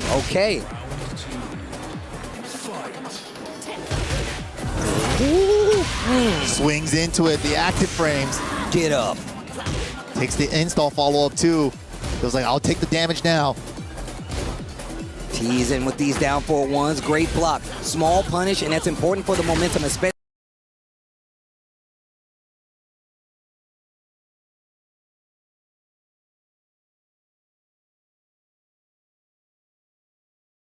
in a set like this. Tries to get the follow-up on the combo. Far for the mini combo. To the wall we go. It's gonna hurt. Oh, he got hit trying to move. Nice. Nothing. No punish. No, yeah, he's trying to find the engager. He wants the heal. That's even better. That's even better. Dude, look First at the activate. clock. Heal some more. Heal some more. Down 2. Wow, snuck it in there from crouch. 10 seconds left on the clock. Oh, what a challenge with the 1-4. Arslan looking great. Zubair scratching his head. They're tied up in the rounds in this game. Game 7. Free chip. I love free chip. I love free chips too. Right? They call them freaks out here or something. I don't know. The walkers. Oh yeah, the walkers. The smash, more chip. Oh my gosh. Such a big life lead for Arslan. Low parry. Needed it for his life. Gotta burst in this route. Gotta burst in this route. Can we get the wall? Holy. Damn. Oh my God. Oh, Oki is good too. Got more in the tank. Got down 3. Arslan managing the perfect high crush option there. Now he's on set point. Trying to go to grand finals. Arslan Ash. Zubair knows what's on the line. He says, I want Pakistan to win, but I want to win too. Arslan wants this title. The LCQ winner cannot lose this round. Arslan going all in. All in on chip, and he's still got plenty of heat. Zubair has to do something big. Okay, running slide. Looking for him to get up. Ooh. Dash. Burst in Arslan's favor. What's he gonna do with it? Try to smash. Nice dunk. High smash. He called it out. He saw it right before on that char and called it on the next one. Zubair still alive.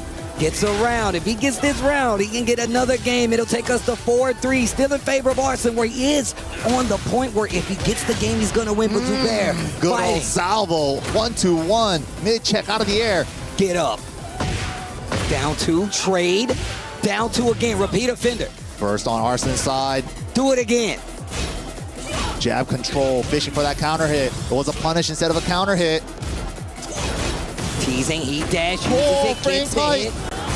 Not guaranteed. Switch position, such a strategic throw. Zubair, nice block. Did his splat. Wow, staying alive. Zubair 4-3. Okay. Look. Don't care who wins now. I just want one more game. Give me one more game. Let's go to final. Let me get one more game. Mike loves it. I want it. I'm sure the people want it. And please put it on the scene for the final one. For oh Steve my 2. God, please. Just everything. Just let it come line down. it up. Just line it all up. Round start. Bro. Just finds it while standing 1. Sometimes you just gotta believe. Crazy way to start a round. Now Lots the chip of chip gaming. Now the chip gaming.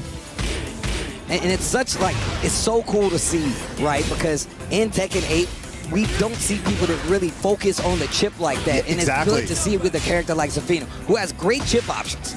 It used to be the Bears until they... Used to be the Bears. Unfortunate. But Zafino right now is that chip character. Oh. Wow. Lets it rock. Nice. Window washer gets the closeout. Arslan, he could feel it, bro. 2 more rounds. Get off of me. I said no.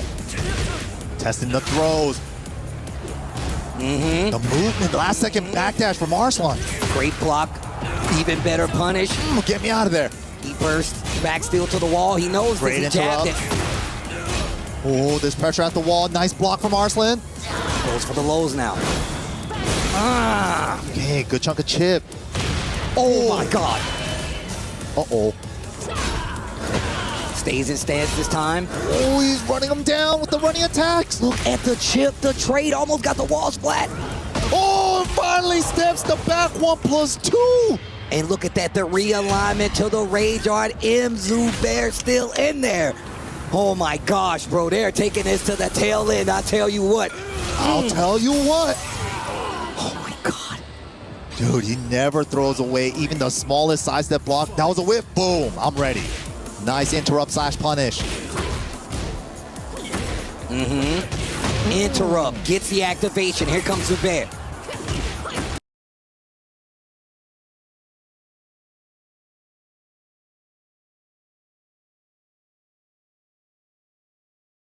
Wow, the 1-2-3. Great choice from Arslan. He saw him ducking during the 1-2.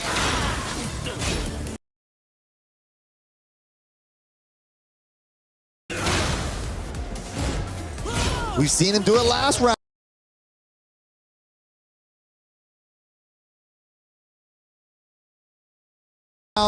The sweep from Tarantula gets him again. Arslan pulling out all the stops. Wall pressure. How do we get off this wall? And it's an explosive wall. Help, help, help.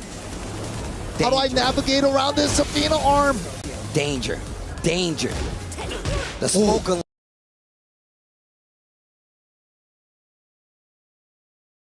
On. Is it in time? Oh my goodness. Got the block though. Wait a minute. Wall position. Hazard still there. Go! Counter confirm. Oh my Bets it on the low. Zubair still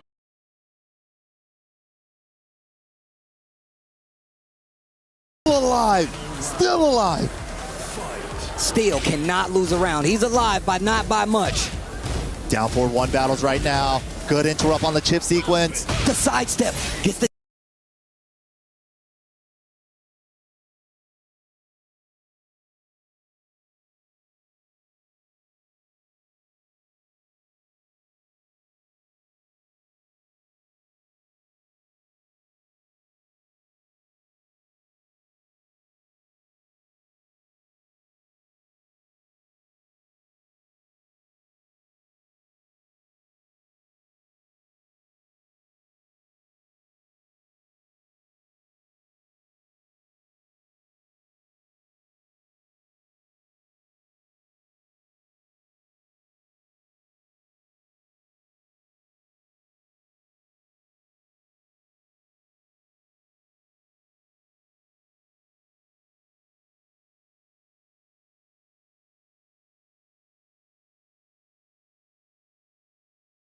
down 2 again.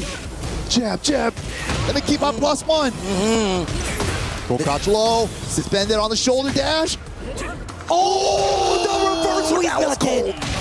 And that's gonna do it. Zubair takes us to a final game. Ties up the set against Arslan Ash. 4-4. One more, and either one of these players can be in grand finals. Oh my gosh. I hope you're enjoying what you're seeing. Because when I say good ass Tekken, this is good ass Tekken. Oh my goodness. Korea versus Pakistan, guaranteed for grand finals. But which one of these two is gonna meet LowHigh? Oh my gosh. Yo, chat. Make some noise, no matter where you're watching it, no matter whose stream chat you in. Make some noise, hit some buttons. We're going to a final game for a grand final appearance here at EWC 2026. Will it be the unstoppable champion Arslan Ash, or will it be the LCQ champion Arslan Ash? Zubair going up against the TWT champion LowHigh in the grand finals. The Nina comes out. Ooh, for the final game, Safina put in work. She did more than what she had to. Now he just needs to win the first to one. Back on the beach stage. Get off of me. Okay. Jab control, but steps around it. 1-2-1 salvo, engage. The 1-2 starting to add up. Whittling away at the life bar. Attacking the ankles. Steals the turn back with the down jab. Great choice. High crush with the down 2, gets the counter hit. Heat dash after the shoulder. And oh my God. 11 frame heat dash. Yo, clips him with the... Wow, he didn't get the grounded hit. Uh-oh. Uh-oh, wait a minute. Oh, looking for a sidestep. Fishing for it. Armor. Oh. Down forward 1 in the lead. In the championship game right now to go to grand finals. Is Zubair gonna ruin the last thing that Arslan needs in his trophy collection? Oh, engage. Will he be the boogeyman? Will he take it away? Oh, this neutral is so crazy right now. Down 2, blocked and punished. Zubair is on one. Smash. Zubair still got half a heat meter. Whoa, threads it on the back 2-2. Was that data from the earlier Nina games? Get a lot of games to play. Flip her over. Down 2. Down 2. Can't take one more. Can't take one more. He's looking for the orbital. With punishment. Down back 2. Zubair 1 away. 1 away from going to grand finals. Ivory, 2-throw. Get off me. Arslan turning up the offense. The sun is setting on somebody and on this stage. 3-round comeback for Arslan is what he's gonna need, but the 1-2-1. And I've been saying it this entire set about Zubair, but now Arslan can't lose this round. Oh, a little bit of chip. Wow! QCF won again. Big counter. This could be close. Is he gonna spend a dash for extra carry? He does. Is he gonna reach the wall? He does. Oh my God! Perfect combo. I want it to go to a final yes, round. Please. Engage. 1-2-1. Uh-oh, airborne. High crush with the down 2. The last chance qualifier. Disrespects the first advantage. Holding her ground. Both in heat. Conserving the resources. Spins it on the dash, but he gets the wall. Good throw. Throws the armor. Down 2. Can't take too many of those. 1-2-1. Full crouch wings. Oh my God, Arslan with the block. Crash dash one again. Oh! And that is going to do it. Arslan Ash is eliminated. The LCQ champion has a chance to be an EWC champion as he takes out Arslan Ash 5-4. That is Zubair. Wow. Is that not good ass Tekken? Am I lying to you? Unfortunate drop for Arslan there. He had the crouch dash 1, but the forward 2 part did not connect, and he committed to the 3-piece. And I can tell you right now, look, even Zubair can't believe it. We all can't believe it. Zubair can't believe it. And it evades him once again, thanks to Zubair going to the grand finals. What a set to the last game, to the Nina came out. Dragunov versus Nina at the tail end, and look at this drop. Banger. I can't believe it. I can't believe it. I can't believe it. Oh my God, Heartbreak City for Arslan Ash. That was the comeback, man. But we gotta go to the stage to hear what Damascus has to say with Zubair.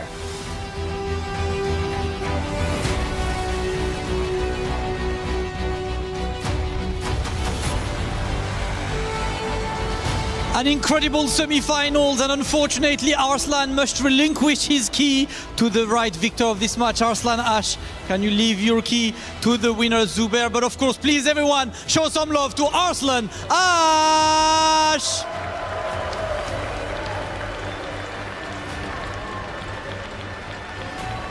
Zubair, man, I'm out of breath. I was just watching this from 4-2 to winning. What's going through your mind when you're like 4-2, Arslan Ash has a match points? How do you come back from this?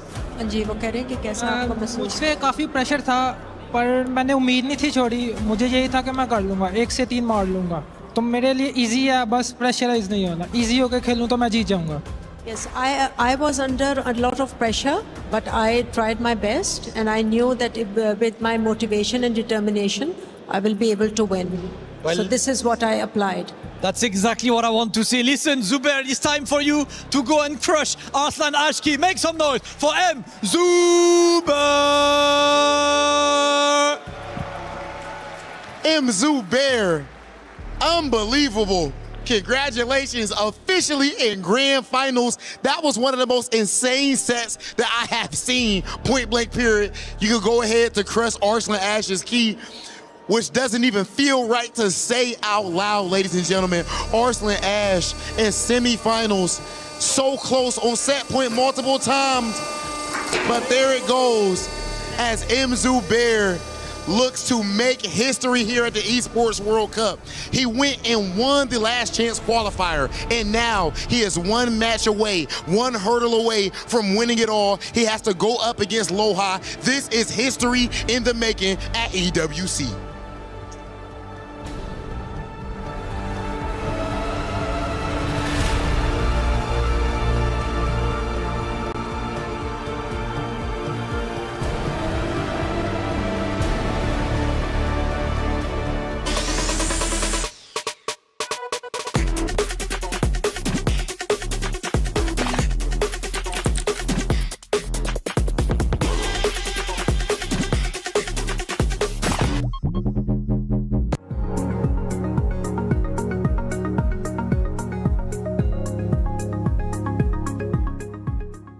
Oh man, things are starting to get crazy out on the stage for Tekken 8 at the Esports World Cup.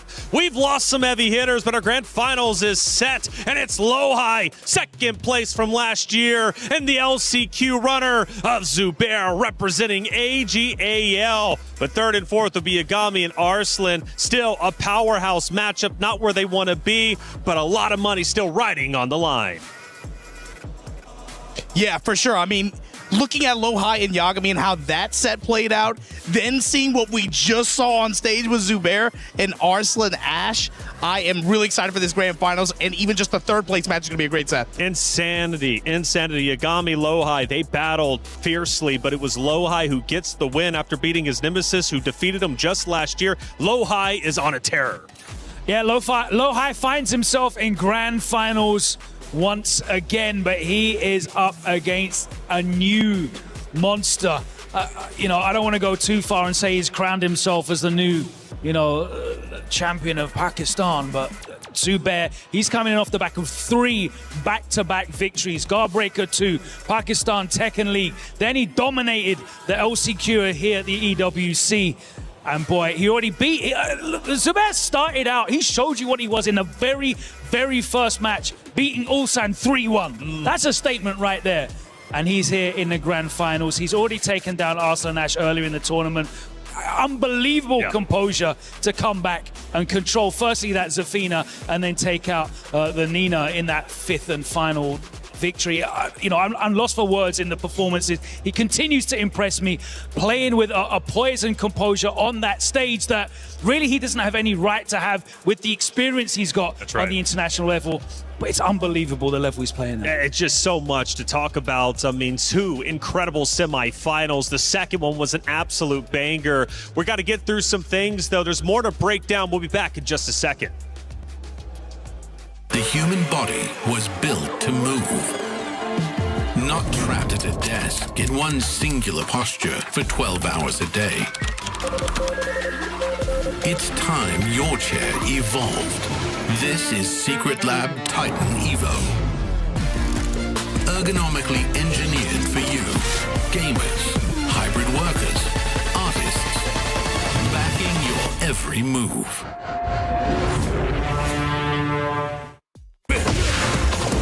What are you going to do with it? Down 3 hits? Oh, it wasn't countered. Nice confirmation, though. Oh my God, 8 seconds left on the clock. Challenge. Down to the wire, the sneak one. Rage Art is a pro.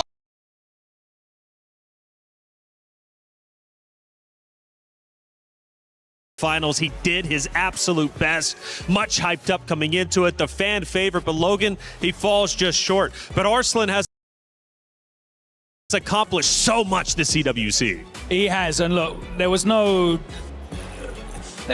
confusion coming into this. This is the only trophy not in his ludicrously stacked trophy cabinet. It meant a lot to him to win the EWC. It meant a lot to him to make it to top 8 because he wanted to get that first to 5. I bumped into Arslan and I see him at events now and then. Yeah, I had the courtesy of saying hello. He recognizes me. Lovely, lovely man.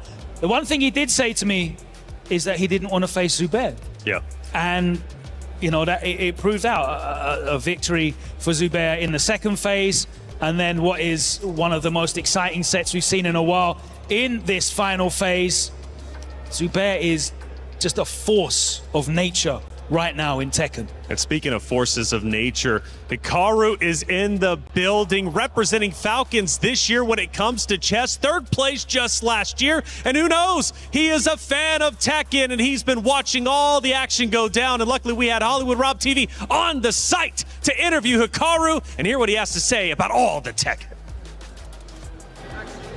Ladies and gentlemen, I am joined here with Hikaru Nakamura, one of the greatest chess players in the world of all time even. I saw the tweet that you put up yesterday, watching my man's ULSAN. What you doing over here enjoying some Tekken? Yeah, I arrived a few days early before the chess competition just to acclimate and get used to the surroundings. I think chess is also going to be played on the stage, so I want to see what it's like. But yeah, it was really fun to watch ULSAN play yesterday. He had a couple of close calls, but he found a way to pull through. Unfortunately today, I mean, he ended up losing to LowHigh, so we don't get to see the matchup that I think everyone wanted to see between him and Arslan in the final. But still, it's great to see the energy and all the fans here, and I hope that it'll be the same for chess. Right now with the semifinals going on, with our last 4 players, who are you rooting for the most at this point? I mean, like I said, I want to see that big matchup. We don't get it, so Arslan all the way. He's the best player, so hopefully he'll win. It's the one event he hasn't won yet. Okay, and as you already alluded to, we've got chess next week on this stage. I'm hyped up for it. How you feeling going into the event? And not just that, actually, if we could cut to this one, because I want to ask you this actually differently. Sure. Yeah, sure. And as you said, we've got chess next week. Last year was the first time chess was here at the Esports World Cup. How you feel about chess kind of going into esports? Yeah, I mean, I think it's great. One of the big things I dislike about chess is traditionally there isn't a big audience watching, and there was a great audience last year, and I expect a lot of fans to show up this year as well. So feel the energy and just play and just ride that wave. Last thing, at this point, you've done so much already in your career, right? Do you still have nerves going into an event like this, and you know what would it mean for you to lift the trophy up? Yeah, I think actually nobody plays in front of a live audience, and we saw a lot of nerves last year from pretty much all the players, and I expect more of the same this year. But hopefully I'll be able to find a way to win, because I've won a lot of events in Paris before. Hikaru, appreciate you, brother, and we can't wait to see what you do next week here on stage 4 at the Allianz Vault. Hikaru Nakamura, thank you so much for the interview. Hollywood Rob TV, 3rd and 4th matchup about to go down. It's $70K for 3rd, and for 4th, they walk away with $50K. Still a lot of money. Yeah, huge opportunity for Yagami to, I guess, you know, in spite of the loss, be able to put an exclamation mark on his performance at this event like this, especially with the I ain't got no limit, yeah, that's right. Yeah, I'm limitless. I ain't got no limit, yeah, that's right. For that much money and those kinds of stakes, Yagami, yo, knock it out the park, man. Arslan Ash is going to give you hell, but do your best, and I'm looking forward to it. Yeah, I mean, Yagami finished 3rd, I think, in 2024, I think it was, so he's already got to this position, but facing Arslan Ash is a different proposal. I mean, he's already faced Arslan in that tournament and went down, I think it was 3-1. Faced him at Seam last year as well, that was a 2-0, so it's going to be a huge uphill battle in the format that Arslan prefers as well, the 1st to 5. But boy, we've seen anything's possible.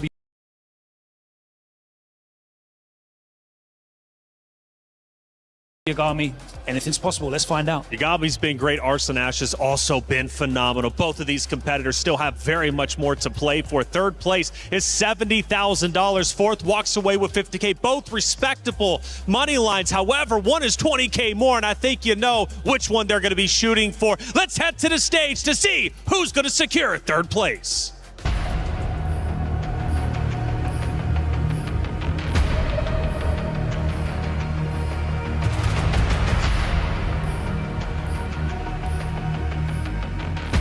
All right, ladies and gentlemen, now that the grand finals is set, we have a very important order of business to attend to. Our 3rd, 4th place match with $20,000 on the line, and for Arslan Ash, club championship points. Absolutely, Arslan said it. He's fighting for Twisted Minds as well. The team is trying to fight for this club championship trophy, and there are a lot of points on the line on this. So still very much not done. One big match coming up, Rob, but who's coming up first? Okay, ladies and gentlemen, please put your hands together for one of the most beautiful stories of this entire tournament, Yagami!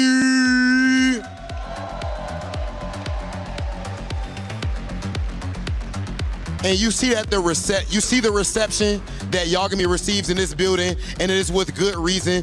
This is a fan favorite, and as you look at that t-shirt. It just says EWC, no sponsor, and still fought all the way to the top 4 of the Esports World Cup as we hear the crowd chanting his name.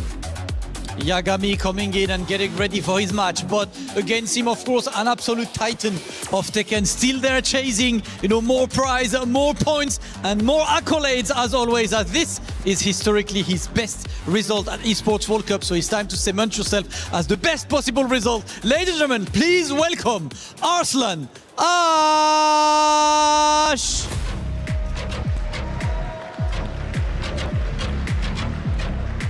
EWC 2026 is the first time Arslan Ash stepped on this stage in the top 8, and he is now about to decide his own fate. 3rd or 4th, lot on the line, whether it's money-wise or club points-wise, and of course you need to establish yourself as the big man in this match. Arslan Ash stepping up right now for the 3rd place match.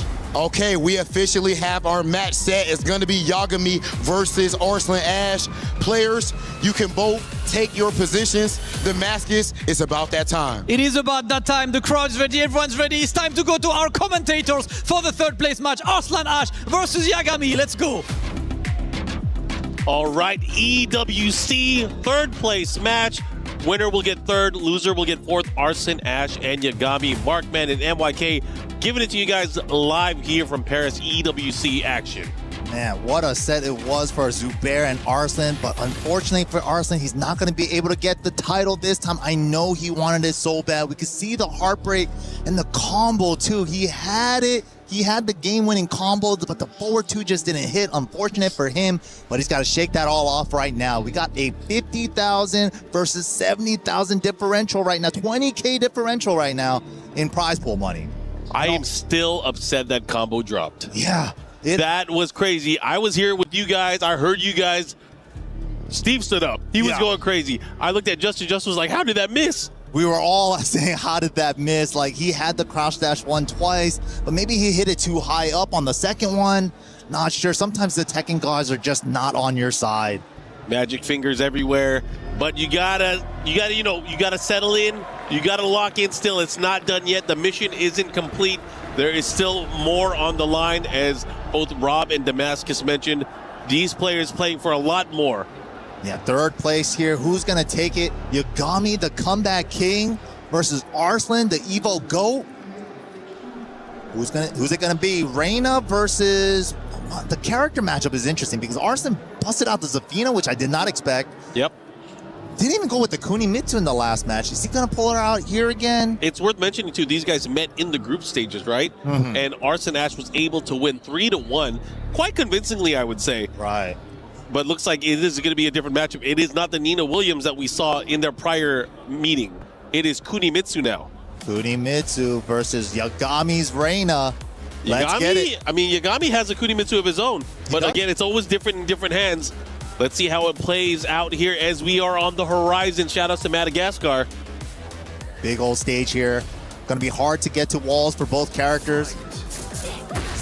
Ground start hell sweep. We're getting it started early. All right, back to pressure here.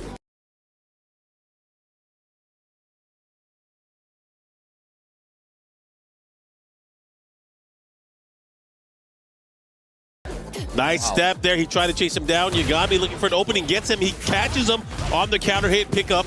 4-4, 3+4 from down.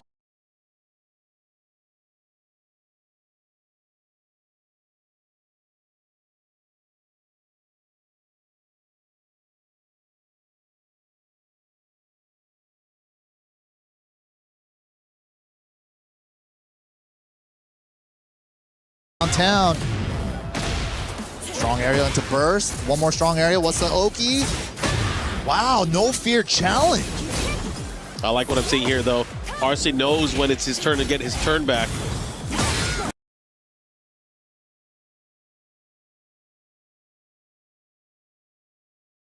Oh, wow. That was sick. He knew there was an opening. Went for the big launch on the crouch dash to follow up here. Little unscaled after the combo as well. That's a lot of damage. Trying to catch him, sidestep gauntlets, and that one is what, that is a trademark that Yagami has left on this tournament. His ability to sidestep and punish. Yeah, yesterday that has been so sick. Oh, using the Kunimitsu movement to get out of the Reina mix? That might be a reason why he picks her. The up back 3 to get out of the Heaven's Wrath mix-up after while sending 4-4. Yeah, that's interesting because, he obviously just did it now. Probably installed a bit of hesitation now for Yagami as how he approaches with his pokes. But we'll see how that plays out in the long run. This is still a first to 5. Probably going to try to get Yagami to overextend with a Heaven's Wrath 1 homing attack. Maybe try to bait him into ducking it. But here we go. Combo time for Arslan Ash.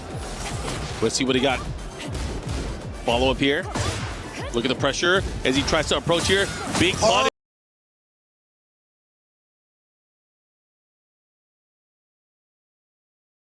Perfect punish. Wow. Minus 14 punish with the DP.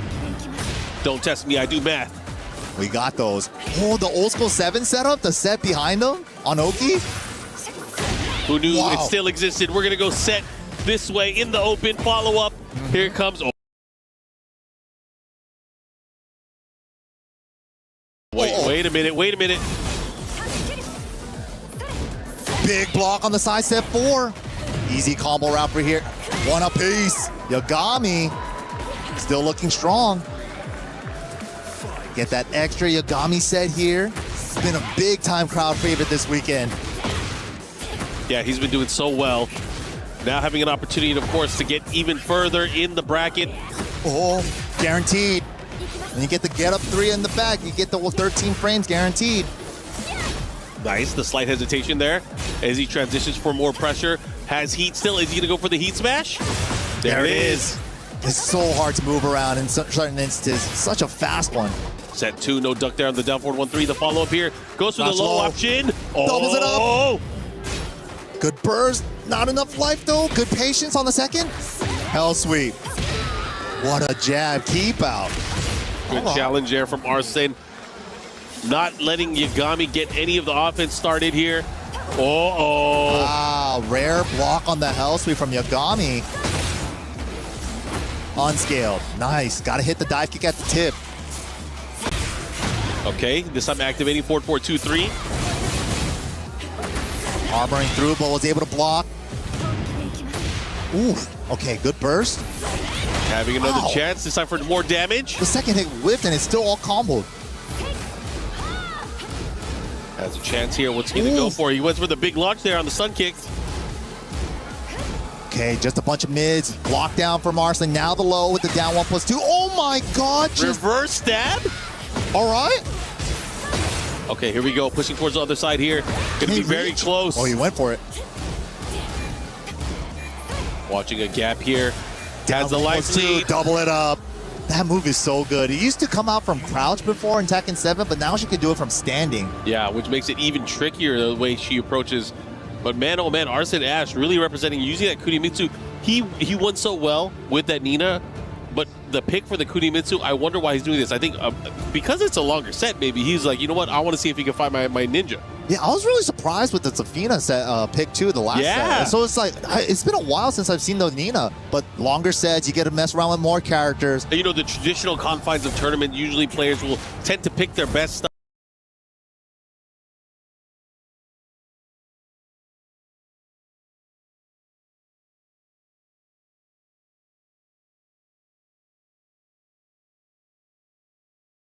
Right, but there is so much more because they are all obviously students of the game. They have so much to offer, and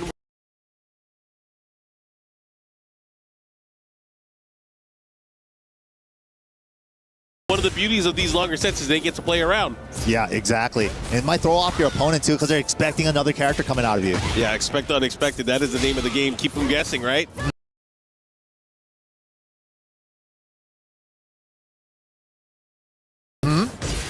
The set pressure here, though, after the forward 4. Heat up 1+2.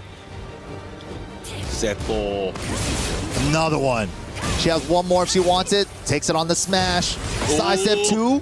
Side step 2 pressure, pushing at the wall. The down back 3 kicks this time. A big punish from Yagami.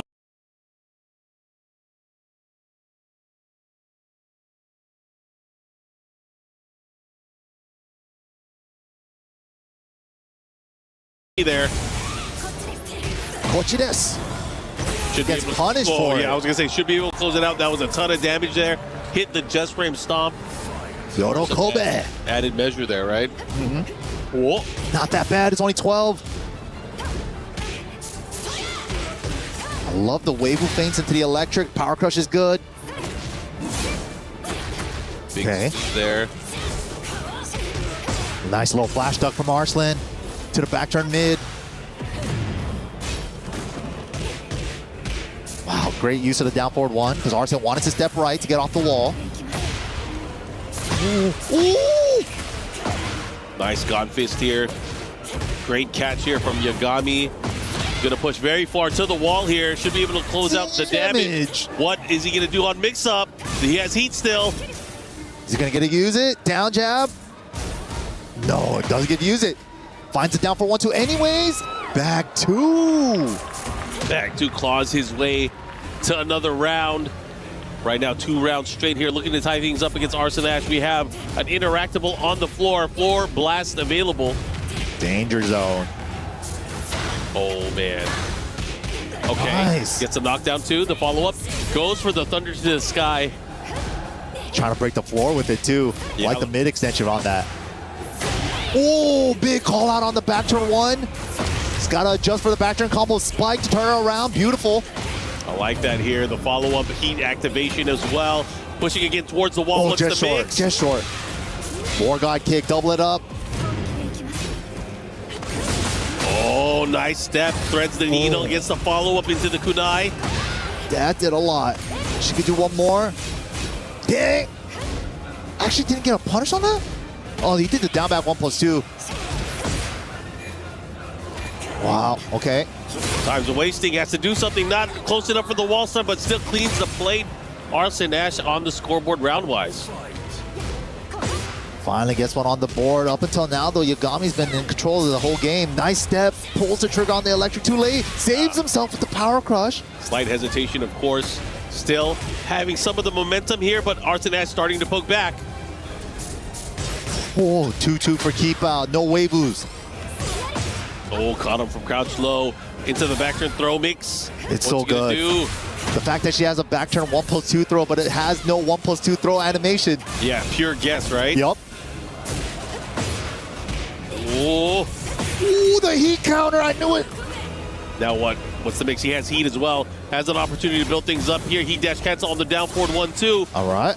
No whip punish. Out of range. Has a chance here. He's going to bet the hell sweep. Sentai 3+4 into the back two. Great option. One apiece. All right. Now Yagami fighting back here on the scoreboard. And that back two is such a good little homing move from him. He's finding great spots to use that out to close out the rounds with. Yeah, and he's been so good at, getting the proper spacing for it. You got to get up close in their grill, right? And really try to open up his opponent. But that's what he wants. He's been playing up close in the sidestep game, trying to catch his opponent sleeping. Goes for the God Fist, goes for the quick lows. That's been like his main comeback maker right there. The sidestep electric on like a while standing 4 or something. Even a jab even. Yeah. Set 2 counter hit though for Arslan. Big counter here. Call out here. Has the wall follow up. Nice. Move to this. Oh, nice throw break on counter. Confirmation. Oh, and just like that, he just stepped around, but now back turn to the wall. He has to be careful how he approaches here. What a block. Oof. Oh, missed the War God kick on the grounded hit. Hey. Good block here. Oh my God, he blocked that, but he did the wrong punish, unfortunately for him. Arslan taking that round. Shaking his head a little bit. He knows he messed up a little bit there. Ooh, frame trapped. Wow, slide from downtown with the set 3. Yeah. It's the scary part about Kunimitsu. She could always just like run away and then come right back in with the set stand. Yeah, you got to be very, very wary of that too, because the set 3 also gives awareness of the set 2. Then you got to worry about the set 1+2. Yep. There's so much to worry about now as she makes those approach tactics. So good, but Yagami putting up a wall of buttons a little bit. Going for that setup, 4-4-3+4 into the high crush 3. Good blocks, but how many more blocks can he get? Oh, not enough. And the persistence there that from crouch low, getting so much mileage here as Arslan is able to make his approach on his opponent. 2 rounds uncontested here in game number 3. Answer back. Perfect move, back two to track Reina stepping right. Yep. But again, I think if you guys have been watching and paying attention to Yagami and the weekend so far, Yagami is not playing until he's about to lose. Hell sweep is good. Into the Hell XL. Does she recover crouching instantly? Yeah, that up back 3 is so tricky as well. Oh, back turn. Yeah, back turn 4. She has that one special move from back turn for her. Unique move. Wow. And Arslan, man, with the sidestep left, really trying to open up his opponent. Trying to create openings here. Goes for the from crouch low again into the running attack. Ooh, that's what Mark was talking about. That's the moneymaker for Yagami, the step electric. Yeah, he likes to step to the game of love. Makes it work. Again, now the hell sweep's starting to come out. I'm building in some hesitation because if you're not going to step, you're not going to get hit. You're going to stand there and you're going to eat these hell sweeps. Oh, tries to step out of the wall, but steps the wrong way on the string. But there was nowhere else to go. Oh, eats the heat up 1+2. This is a lot of damage. He spends the dash for more damage. Clean. That's flat too. It has so much utility. Has some decent range as well, but look at that. Arslan Ash at the advantage now. Yagami, I'm telling you though, you got to be careful, man. You can't get too many wins and go too far against them. You're gonna power them You up. got to keep it close. You got to keep it close. Yeah, give him.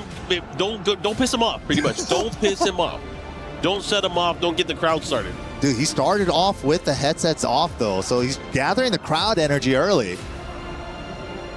All right, here we go. It looks like we are going to another stage with interactive broken walls.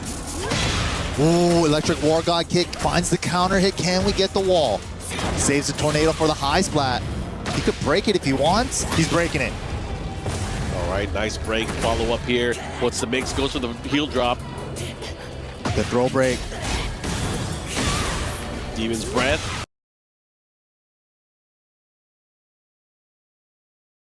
Able to land war god kick on wake up. He had the step. Nice. All right, these guys, man, they're going back and forth here. Tying it, like getting it really close with Arslan in this set. This could be like a big level up moment again for Yagami. He's been leveling up like it's the tournament of power in Dragon Ball or something. What is going on? Yeah, man. Every battle, he gets stronger. And stronger. Within the same tournament. Correct. It's dangerous. Get off of me. Power crush. Okay, back to the wall. Arslan Ash, how's he going to pull out?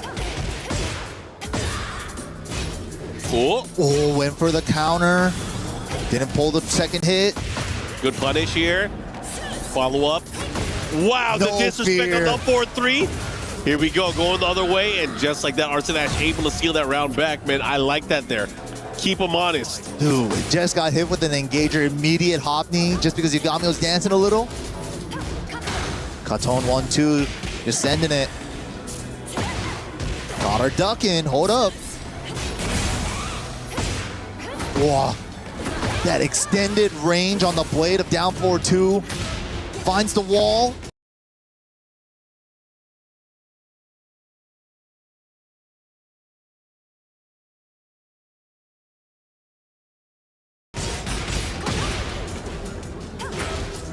The low, all right. The flaming scarf here. You know, if that fire is out, you got to be careful. Oh, there it is. Oh, good nice. Armor. Good call out there. Gets the counter hit. The follow-up there guaranteed. Anybody's match about even on life. No more heat available, but Rage over the back turn grab. A sliver. It's so great tricky. block. Nice. Oh, he got it. War God kick on counter. Yeah, nice timing, of course. The War God kick on counter hit does lead to additional damage on the stun for the combo, but it's not going to deter Arslan Ash from poking with that low. Oh, he wants anyone. Okay. Back away, but Arslan's chasing him down. Oh, out of the sky? Oh, out of too the teleport? high. Oh, second to save him. Power crush, get off me. He's been so good at landing that power crush lately. He's been really, really good. Uh-oh, here we go, set 2 counter hit, follow up. Big combo here, he's gonna have the wall, but the side wall sudden messes up the approach. Saves lives. Here we go, good block there on the low. Taking his turn back, when Arslan Ash decides to heat it up. Oh, burst. Let me use some heat. Get me off this wall, though. All right, down forward 1-2 approach. 18 seconds. Finds the 4-4-2. Back to again. All tied up 2 apiece. This is for a $20,000 differential. Now it's just a first to 3 between these two. Yeah, it comes down to even more tighter schedules. Who is going to want it more? Arslan Ash, of course, we saw him use so many characters early on. This has been going back and forth. Is he going to go to the Nina? Because we saw when he picked Nina, oh no, dude, he's sticking to Kunimitsu. He wants to believe in the legendary Thief here to steal the win away. They both look like they're from different clans with these outfits. It's kind of sick. Oh yeah, man, they're battling.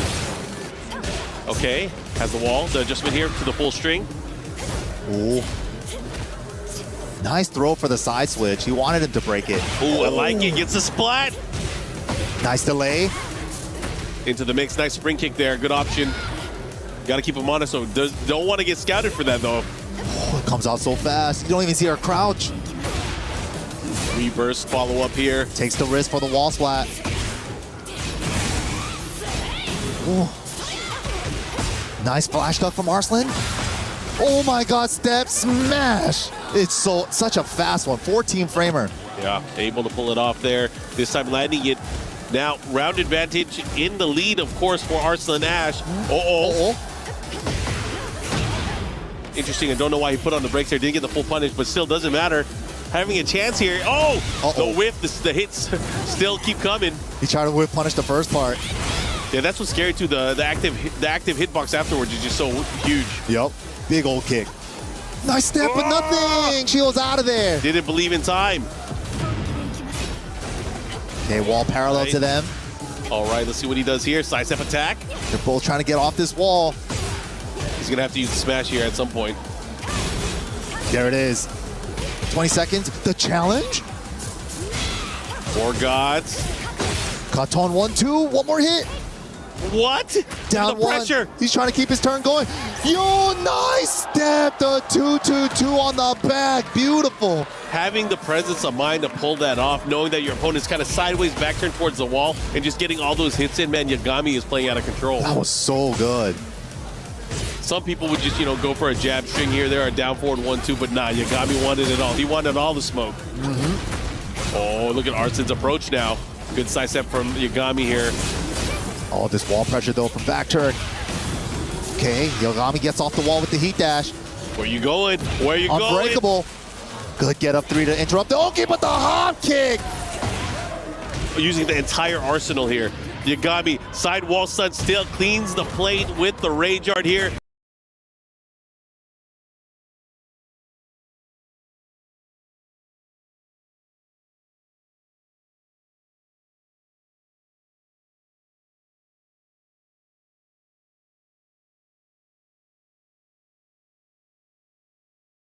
Delete the grade. It should do enough damage here, I think.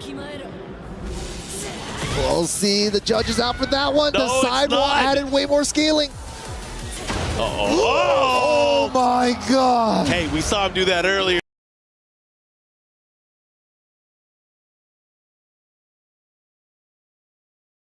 Low parry, rage art. This time not a pop-up. O's too with the blocks. He's been so good on defense. I'm thoroughly impressed. It's a testament to really, you could tell that Yagami is a lab practitioner. Yeah, for sure. He likes Married to the test game. situations, yeah. Married to that practice mode. You could see it in his gameplay. Yeah, and it's so fun watching him too, because you watch him and then you're like, oh, I'm understanding more and more about Reina now. I know her options. Oh, but look the who's here. Nina.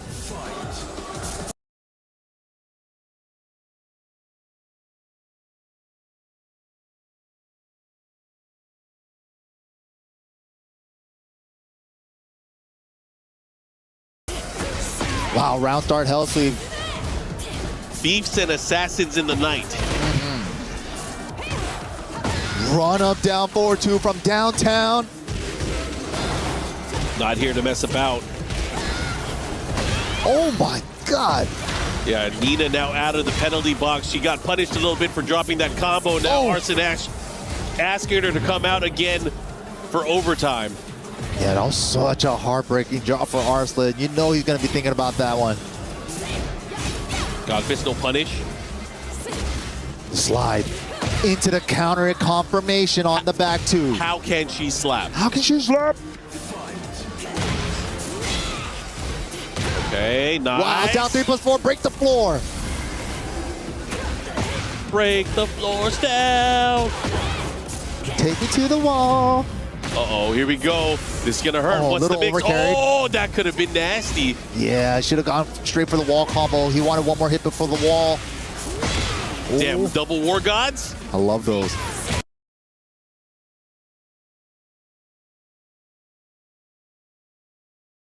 Yes, that's the floor with the crouch dash 1-3. He's been looking for that on these floor break stages. Yep, and he should be able to close it out here with a nice combo. The follow-up, a parfait. I only said that because we're in France. All right. Parfait. Can't believe I haven't had one yet. Allez Yagami. Oui, oui. All right, here we go. Hell sweep approach into the big low smash. Good little chunky damage there.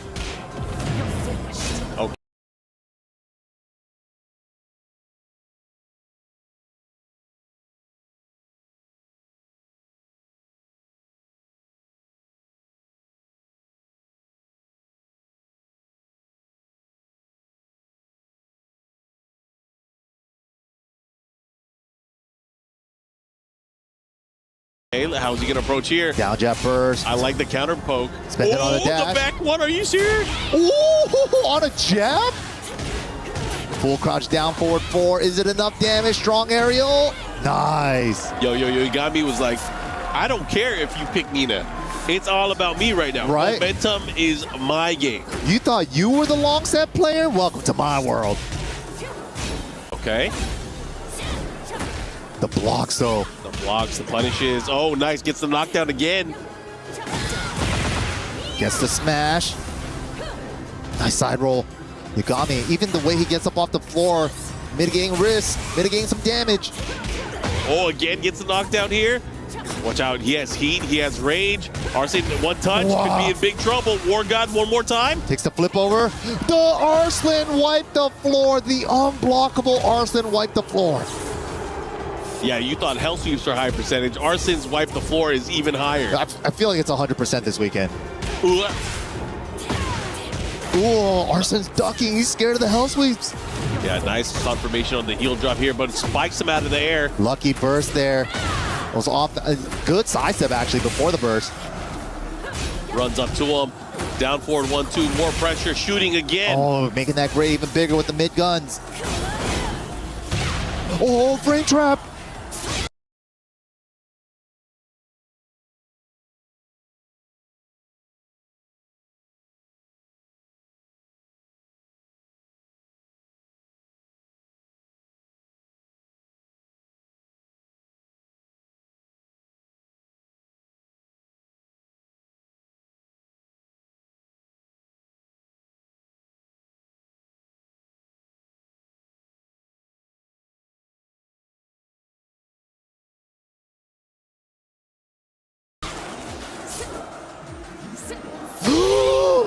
Big whip on the slide. Yagami already preemptively stepped and he was ready for the block either way. Yagami now on set point.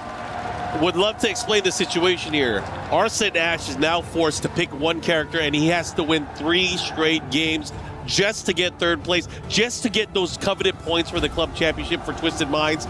He has a tall order in front of him going up against Clutch City. A lot of people call him, Mr. EWC when it comes to this kind of stuff. We'll see. We'll see. Can he do it? He locked in the Nina. All right, he's going to have to do it. Let's see. Can he win 3 straight? Yagami only has to win 3 more rounds. That's it. Wow, big step. Just takes the jab, though. Arslan Ash with the Nina. The championship Nina. Good block. That is a rare block on the hell sweep there from Yagami. And Arslan Ash starting to build up some damage here in this opening round of this important game. Good read on the unbreakable throw. He just knows the opponent's options. Okay, reverse smash. Follow up here, goes for the butterfly. Get off me, Demon's Breath. Ha! Whoa, he was crouching, so it's not gonna launch him. Out of range, no whip punish. Okay, here we go. Engage. Time's a factor. Time's a fact. Nice down jab. Yep, about 10 seconds left, as you mentioned. He wanted a disobey combo, didn't get the splat that he wanted. Ooh, that was a hard read. Oh my God. That last second backdash, he knew he was out of range for her jabs. You ever had a demon breathe on you? It's nasty. Sleep paralysis? Yeah, Terrifying. it's nasty. I had it once, I never wanted it again. Okay, here we go. Down forward 1-2, heat dash cancel. Drive rush. The unbreakable throw. Uh-huh. Yeah, drive rush into throw is nasty. They keep doing it. They keep doing it for some reason. Uh-huh. Here we go. Side step 1 approach with the running 1+2. Okay, Ivory trying to lock him down.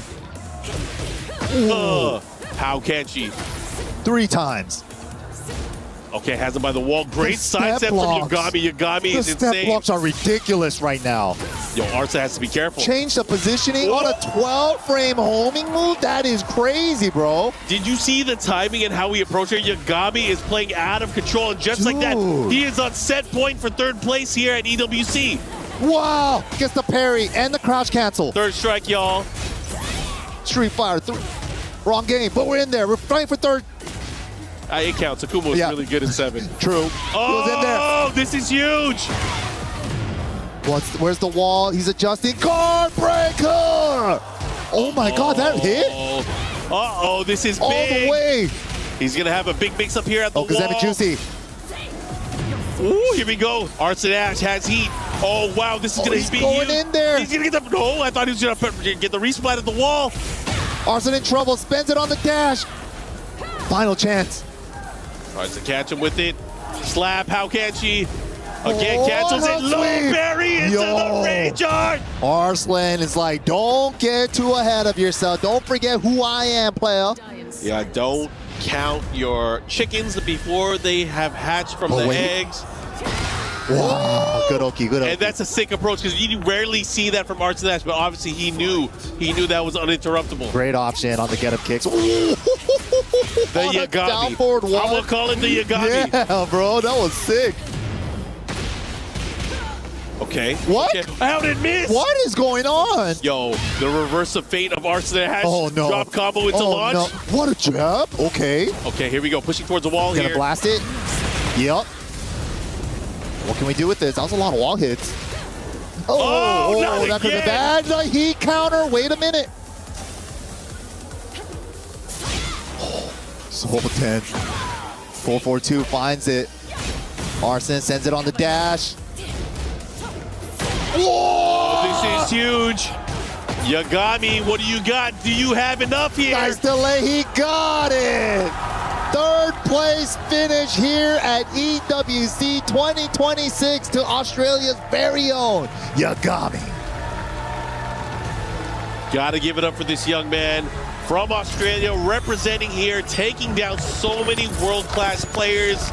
Screw your jersey, screw your jacket. I got my t-shirt and I'm happy. All I need, t-shirt gang, t-shirt gang. That's an extra $20,000. Wow. Of course, you got to give it up. Arslan Ash, still the greatest of all time. Yeah, the most accolades for sure in the history of Tekken ever since his short explosion onto the scene. But he's gonna be bowing out here at EWC with the 4th place. Wow.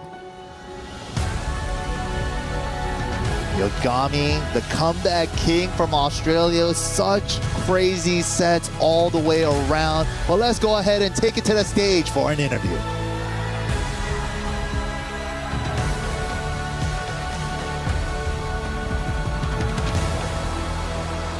Ladies and gentlemen, Yagami officially finishes 3rd place here at the Esports World Cup. No sponsor, and you did this well. How does it feel, brother? I feel pretty happy. I'm happy after such a good run, I could end it on the win as well. So, yeah. And as far as representing your region, there was no one here representing. There's a whole lot of Pakistan, a whole lot of Korea. How does it feel to represent your country on the stage like this? You know, I know being like the only Australian to travel everywhere, all the people back home, see, Australia, New Zealand, Guam, they're all cheering for me. So whenever I get receipts, I always try to do my best for them. It makes me happy. Okay, and just last thing overall, Yagami, after your phenomenal performance, and you just won yourself an extra $20,000. Do you have any words for all the fans in attendance and everybody cheering you on from home? Thank you, everyone who is supporting me in the crowd here and back home. Without you guys, I would have not made it as far as I did. Thank you.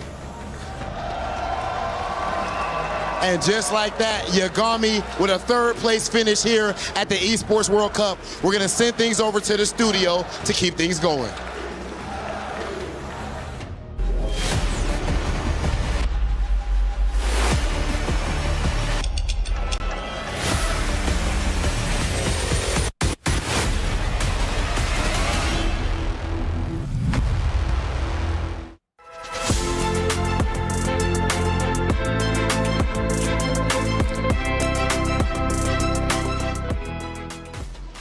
Yagami came in with a black shirt.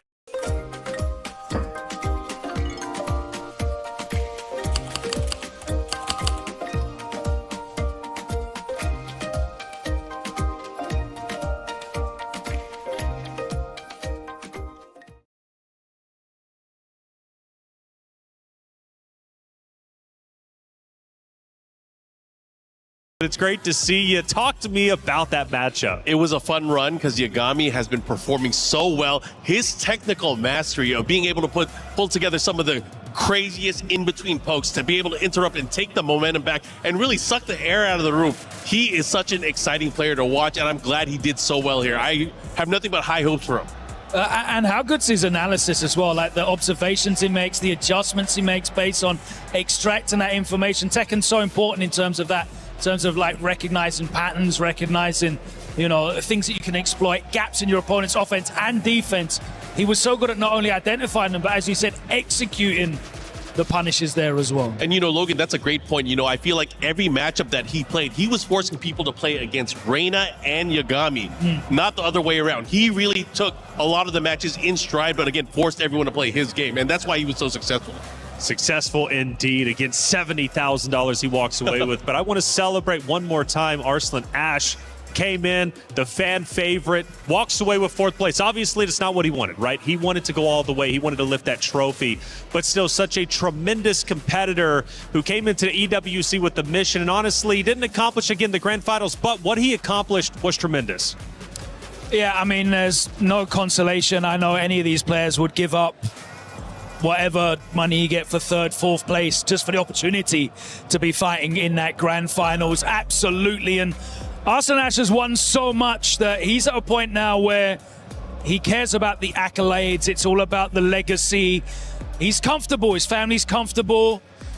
But he wants to be there in that final. He doesn't want to be fighting for third and fourth. It is his best placing, though. He's never made it into top 8 before. Yagami repeats his best place, and he finished third, I think, in 2024, I think it was. Yeah, 2 years ago. But obviously, both of them wanted to be in the grand finals, but only two can be in grand finals, and it wasn't them. That's right. Well, you see third and fourth there, $50,000 and $70,000. That's what was just earned a little bit earlier from Yagami as well as Arslan Ash. But $130,000 and $250K still up for grabs. And more importantly, that $250K for first place, that's $120,000 difference. That's a lot of money if you get first. Hey, but it's fun around the venue. And Reinhard had a chance to catch up with some of our cosplayers. I'm here with the cosplayers of Tekken. I've got Reina, Asuka, Hihachi, Kazuya, two of my favorites, of course, Lily, Ling over here, and another Reina on that side. Man, you guys look absolutely fantastic. Talk to me. How long did it take you to put this costume together for Reina? Actually, I just did my wig. You what? I just did my wig. You just did the wig? Yeah. Okay, how did this come together? It's a bot costume. Okay. Nice. So why Reina? I took the time to look into the lore of Tekken at the time, and Reina was clearly my favorite character. So I started playing Tekken 8. Of course, I wanted to play Reina. And yeah, when I had to choose a costume, of course, it was Reina. Now, how long have you been doing cosplaying? Was Tekken your first game? Did you do other games before? Can you repeat the question? Yeah, no problem at all. How long have you been into cosplaying? I've been cosplaying for 10 years. Wow, that's a long time. Just from passion for the game, or? first anime characters. Right. And yeah, more into video games later. And now it's more video games characters. Nice, nice, nice. What's been the most fun thing about being here at EWC? Oh, it's the atmosphere. Everyone is so hyped for each player. Every hit gets like its own screams, and it's just so hyping. It makes me want to play right now. Okay, okay. Kazuya Mishima, Lily, this is so cool. Man, Kazuya, it's my main character. I love this guy. I've been traveling the world with this character for years. Throw my dad again from the volcano. Are you going to take that? Yeah. Gonna have a Mishima showdown right now? Yeah, right now. Here. Want to fight? Okay, guys, we're gonna have to cut. This violence can't be seen on camera, but they're having a great time here at EWC. We'll see you guys later. Take care. Reinhardt stirred up some drama with our cosplayers. They're always fun out there. We appreciate them stopping by. It is truly just so fun to have Tekken 8 in the venue, in the Allianz Vault. But now let's get serious. It's grand finals time. It's time for someone to lift the trophy and earn $250,000. Two incredible competitors. It's LowHigh versus Zubair. Let's talk LowHigh and what he's been able to achieve up until this point. You know, with LowHigh, he had battles early on. Going up against ULSAN, they went back and forth. He was able to squeak it out at the end. And then later on against Yagami, he was able to edge out, again, somebody that had the crowd won over. But he slowly but surely, just like what he did at TWT earlier in the year, able to take it. And look at this. His ability to step, punish, and use the taunt combos to really decimate his opponents. It is nothing short of amazing. However, his opponent, bro, Zubair. I mean, Zubair, I have to remind everyone as well, Zubair's playing for 300,000 in this grand finals if he wins. That's right. Because he will also pick up that 50K bonus for the Jafonso award. And $300,000 in Pakistan will get you quite a lot of stuff, let me tell you that. But what an unbelievable run this man has been on. As I said, coming into this event, he won back-to-back regionals in Pakistan in Lahore. He won Guardbreaker 2 and Pakistan Tekken League Stage 4, which are both absolutely packed. That include cleaning out players like Atif and Farzin that were some of the favorites coming into this event. He's come in here, he stepped into the LCQ, he's swept everyone in front of him. He opened up the tournament by beating ULSAN 3-1. The reigning champion, the guy we're talking about doing the three-peat, 3-1, beat him in the first game in the tournament. He came back from going 3-0 down to Keisuke and then battled his way through this bracket. And people have been looking past him. They've been looking at the big names. They've been looking at the likes of Arslan Ash. He beat him twice. He keeps stepping up. He keeps impressing. I think he's going to do it again, I'll be honest with you. You think he's the favorite, Zubair? How could he not be? With everything you just mentioned, Zubair is absolutely on fire. What a story to go from LCQ to champion. That's everybody's dream. And that extra 50K on top, like you mentioned with the Jafonso Award. Just so much on the line for our man of Zubair. Plus, by the way, AGAL now in first place when it comes to club championship points. So getting some more points here, absolutely going to be beneficial for the organization as a whole. Now, for the creator program, it is special. The EWC creator program, I hope you guys have looked into it. If you haven't, well, K-Wiz will get you all caught up to speed. Hey, what's up? I'm K-Wiz. I am a Tekken competitor, content creator, commentator, and been one of the co-streamers for the Esports World Cup this year, and it's been absolutely insane, I have to say. I think there's been so many storylines, so many amazing breakout performances. I think it's been a ridiculous event to restream and watch. It gets better every single year. I think one of my favorite storylines going into the final day has to be Yagami. He's looking unstoppable. He's looking untouchable. He goes down 2 games and then he's ready to win. And shouts to all the other co-streamers as well. They've been doing a great job. Brawl Pro, I was talking to him. He said Zubair is probably one of the biggest stories of this Esports World Cup, and he made us all the way to top 8. But shouts to Brawl Pro, FDX, Joker, the main man, all doing a great job restreaming the Esports World Cup. It's been great to be a part of it, and I can't wait to see how it all unfolds on the final day.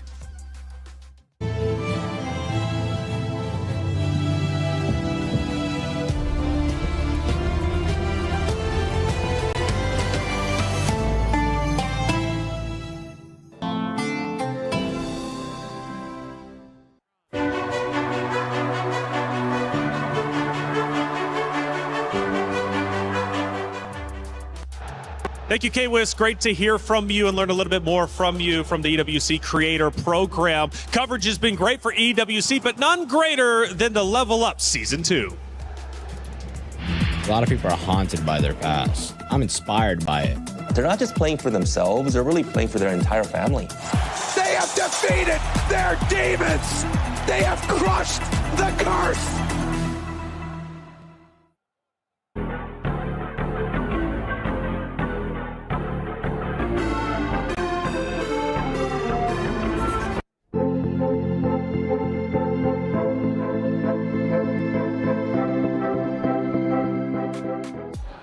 In just about 2 minutes time, we head to the stage to start grand finals. These two titans are ready to battle to hoist the trophy, but only one can get it. Boys, let's talk about it one more time. LowHigh versus Zubair. You know, I think when you are a player like LowHigh, even a player like Arslan Ash, the world is ready and studying to practice against you. I don't think the world is ready for Zubair. They did not have him on his radar. And if you guys are watching EWC for the first time, experiencing Tekken 8 for the first time, this is a good introduction to some of the other world-class players that Pakistan has.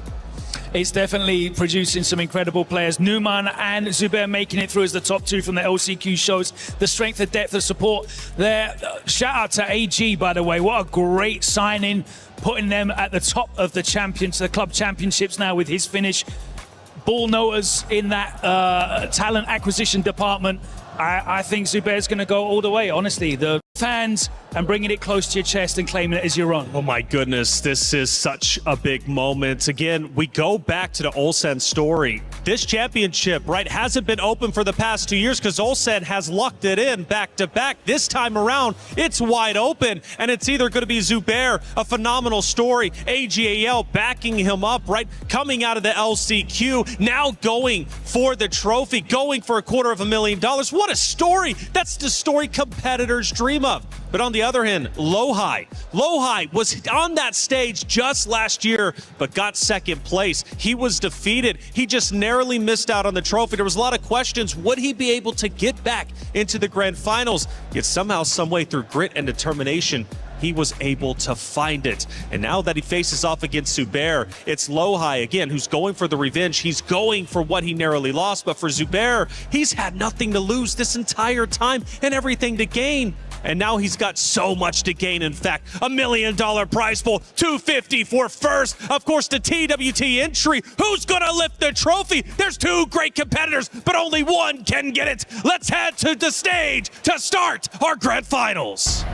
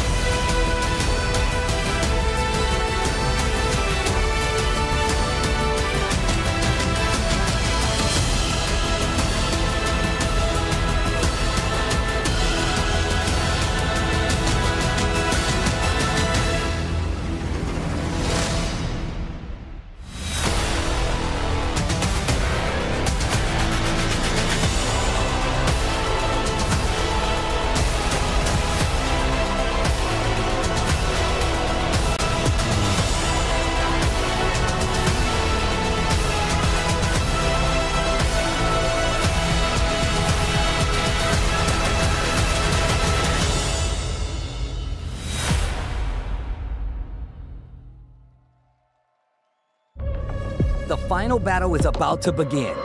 EWC는 저의 무대이기 때문에 긴장 좀 하셔야 될 겁니다.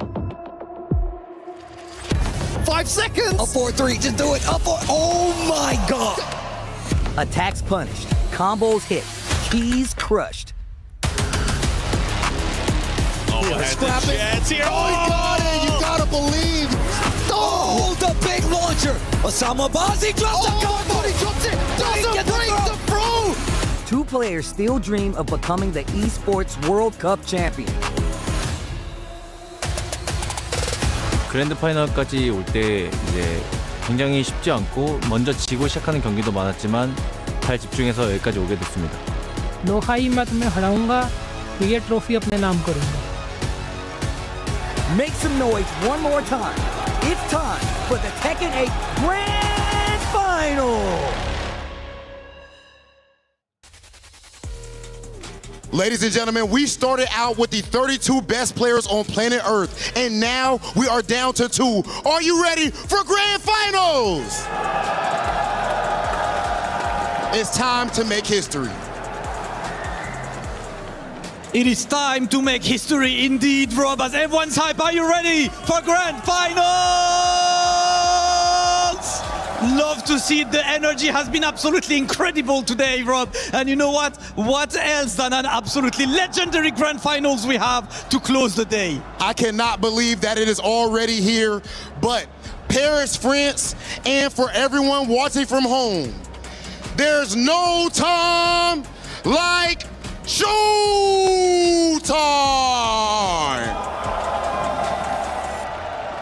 Ooh, Rob, it is time to kick off that absolute monster of a Grand Finals. Two absolutely legendary players about to come up on the stage right now. They've been fighting for 3 days straight. Today is day 4, and they have yet to drop out of it. And of course, we are giving them the walk of honor. They run through the entire crowd. The supporters, left, right, and center, are making sure they give them a warm welcome as the two Grand Finalists step up. No matter who wins, this is guaranteed to be history, as we have someone potentially fighting for the Jalfonso Award, and on the other side, the Triple Crown. Absolutely incredible, man. This man could do the back-to-back TWT and EWC win. This match is looking ridiculous, but I want to hear from our players. Okay, yes. If we could please have our translator up here on the stage as well. LowHigh, you made Grand Finals last year, and you're back now. Are you ready to walk away as the EWC champion? 작년에 이어서 올해도 이 자리에 다시 오게 되셨습니다. 올해는 꼭 우승할 자신이 있으신지 궁금합니다. 제가 준비가 되었다면 이길 것이고 준비가 되지 않았다면 질 거라고 생각합니다. Well, if I'm ready, then I'm gonna win. If I'm not, then I'm gonna lose. As simple as that. You come from Korea, which is considered the strongest region, at least over the course of years. Do you take pride in representing Korea on this stage? 몇 년 동안 이제 최강의 자리라고 지역이라고 또 평가받는 한국을 또 대표해서 오신 만큼 자부심도 넘쳐나실 텐데요. 좀 그렇게 생각하시는지 궁금합니다. 네, 먼저 탈락한 한국 선수들을 위해서라도 더 열심히 하도록 하겠습니다. Yeah, I take myself pride representing the region, so yeah, I'm gonna do my best for the players who knocked out earlier. Okay, Damascus, LowHigh is ready. That man is locked in. You can feel the aura emanating off of him right now. Absolutely, and it's time to talk to Zubair, of course, the newcomer. Zubair, LowHigh, he was there last year in Grand Finals. It is your first time. How do you approach this match? How are you right now? हाँ जी, अब आपकी कैसी तबीयत है? वो कह रहे हैं उसका तो वो पहले भी आ चुका है. आपका पहली बार है फाइनल में. आप कैसा महसूस कर रहे हैं? मैं तो इस टाइम बहुत अच्छा महसूस कर रहा हूँ क्योंकि मेरा ये फर्स्ट टाइम है, तो मैं इंटरनेशनल खेल के काफ़ी खुश हूँ और मुझे अल्लाह पे यकीन है कि मैं ये ट्रॉफी इंशाल्लाह जीत के जाऊँगा. Yes, I am feeling extremely happy that this is the first time that I am here on the final, and I believe in my God, my Allah, that He is going to give me success and I will win this. Belief is there, but of course, Tekken has been a game that has been always with one discussion. Pakistan or Korea, which one is the best region? So what does it mean to you to fight also for Pakistan to show that it is the best region? वो कह रहे हैं कि हमेशा ये मुकाबला पाकिस्तान और Korea के बीच में रहता है कि बेहतर रीजन कौन सा है. आप क्या कहेंगे अपने मुल्क पाकिस्तान के बारे में कि कौन सा बेहतर है? मैं तो जाहिर सी बात है मैं पाकिस्तान को ही कहूँगा क्योंकि पाकिस्तान टेकन में काफ़ी बेहतर है और इंशाल्लाह आगे और बेहतर होता जाएगा. Yeah, of course I will say that that it is going to be Pakistan who is going to win. And I believe that we will be even doing better than this. Hey, listen, that's all I want to hear. Champions from every region of the world. But with this, it is time to start our grand final. Zubair and LowHigh, can I have you go for the face-off, Rob? This is a match for the ages. I cannot believe this is about to go down, ladies and gentlemen. The best of the best. Are you ready for grand finals? It is time now for the grand finals. Paris, once again. En français cette fois. Est-ce que vous êtes prêts pour la grande finale?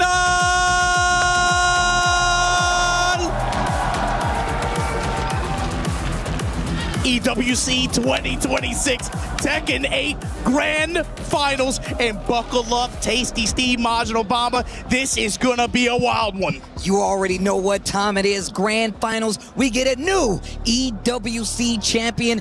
Plenty of champions fell by the wayside, but an LCQ champion, a TWT champion remain. Who will it be? Korea or Pakistan? You heard the pride talk on the stage. Now we go down to brass tacks. We crown a champion. Brass tacks, somebody gonna have to make some payments here. 120, effectively $120,000 money match. Ooh, in a first to 5 affair here. And look, Steve, we've been covering this game 7-8 years. What has defined Tekken?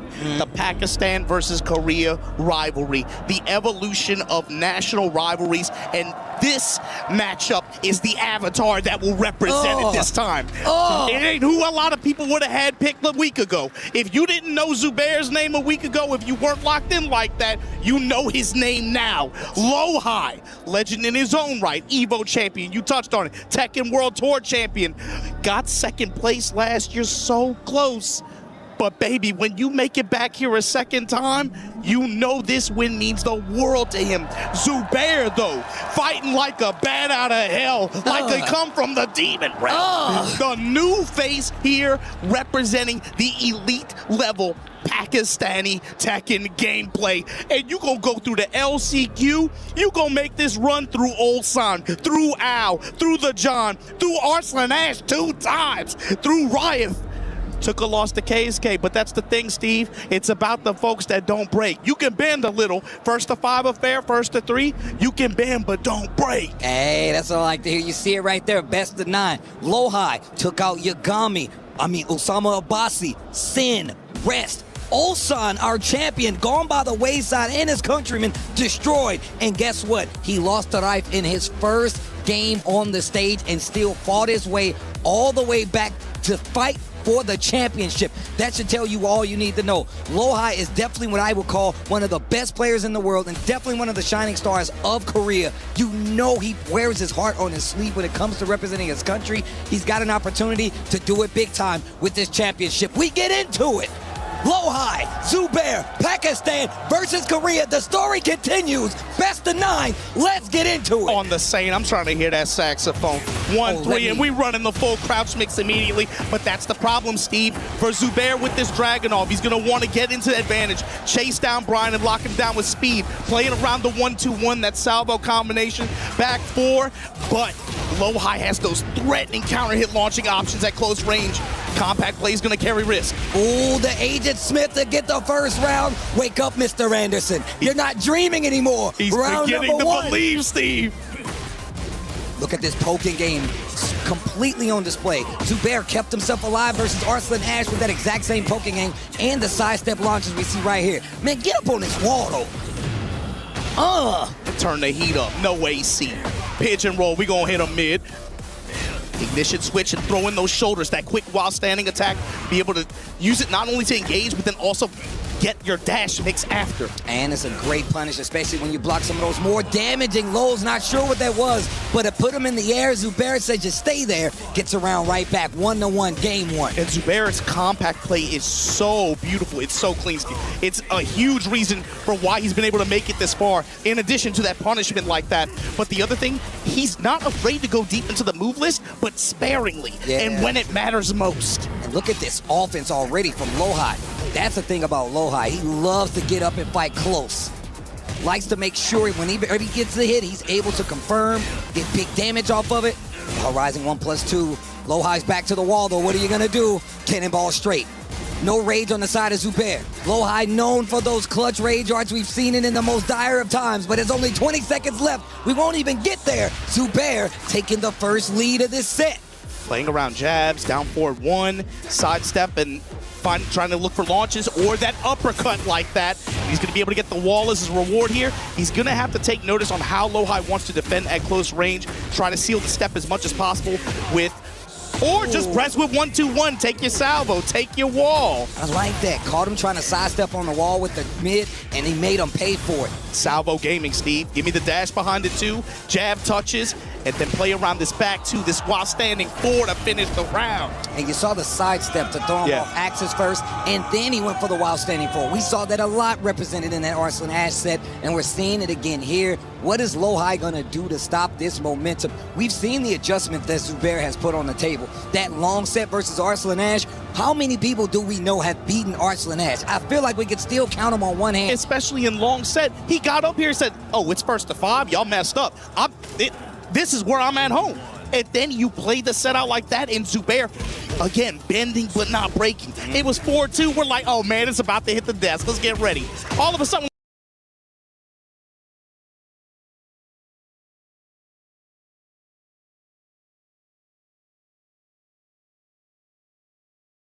all right, it's 4-3. All right, 4. Wait a minute. Wait a minute. Zubair said, nah, it's not that simple, bruh. I play with speed. I'm going to lock it in, play this set out. And look at this already. You can just try to use armor or go for any of these engagers. Giving him, you know, Brian, of course, has these faster mid counter launchers like that, but he's trying to keep it as tight as possible to even mitigate the opportunity to use those or throw those out with confidence on the side of LowHigh. That was such a great round closer, man. Down 4-4 from Dragunov. I feel like we don't see enough people use it. Look at these pokes. Once again, my man is chopping down a tree right now, and he's about to have a forest, but the jet upper punish on the wall. What are you going to do with it? Small stage means you can get to this other wall easy. And I think for Zubair too, he's got to accept that he's going to run into some of those tools like that sometimes, right? Yeah. Like LowHigh's going to just willing to just do these 4-3s, these jet uppers in some of these situations. He might run into them, but it's about mitigating the opportunity. That's why you see a lot more sidestep right, like quick sidestep right, block cancel. Oh, wow. Wow, 2-round lead in a game on top of it. One more round. And this best of 9 is going to come a lot quicker than you think. Big counter hit on the back one, take him to the wall. And he missed the back one. That must have been a mistake. Uncharacteristic drops here. Jab string into the grab, no break. No counter hit either. Stomp on him. Damn. Down 2, we looking for frames. And LowHigh, of course, with a micro step of his own, comes up with the while standing shoulder. Time to engage. Back 4-2, salvo. Give me my dash. Wall push. Down 2, cut the ankles. Bro, he has this dude LowHigh on his heels, and he's looking like he's about to get another game on the board. It is now 2-0 in favor of the LCQ champion, Zubair. Steve, it's speed too, man. He's playing so aggressively, just not really giving LowHigh a lot of space to be able to just create some opportunities for himself, and he's doing such a good job at realigning and repositioning himself and calling even locking him in blocks and even for these micro steps. Yeah, he's kind of beating LowHigh at his own game, right? This compact Tekken play. And Dragunov's got a lot of good tools for it. We already talked about it. Down 4-4, the down twos to open up the sneaks as well. He's got great tools to play there. And Zubair, even with those slower normals, able to keep LowHigh at bay, gives him a 2-game lead in his first of 9, his best of 9. Even when you have a good, like a good -2 down 4-1 like that, using that, and you're seeing him go to that option a lot, but also the threat of the back 2 to be able to try to catch step as a subtle tracking attack like that. That's going to come into play as the set goes on. Sticking to the Brian, we go back in game 3, and a quick sidestep left into the launcher. The wall's right there. Might not get that explosion, but you still stuck over here. Touch the sky, you still gonna die. Pop the heat. Flip him over, cook him on both sides. No, just stomp him out. We already saw the drumline intro. They trying to stomp the yard now. Okay, full got cross the wall. punch. The taunt gets the Snake Eyes power up. Playing a lot more compact, and this round is looking significantly better. The micro step. Oh my God, the stutter step. Into the hatchet. Ball rising 1. Those down 4-1s we just touched on. Safe mid gaming. Needs to be careful. We've seen Zubair. He will duck right in front of your face to get it. Soccer kick. Get your ass up. Then dropping bows on him to close out the round. LowHigh, yeah, like you said, that felt dodgy, especially after that cannonball straight got checked in that previous game for big return. Jam him up with the machine gun blow. Then on the snake pit, trying to check that micro step. Zubair, been seeing his games enough now. My man will definitely go for a 2-throw to get that.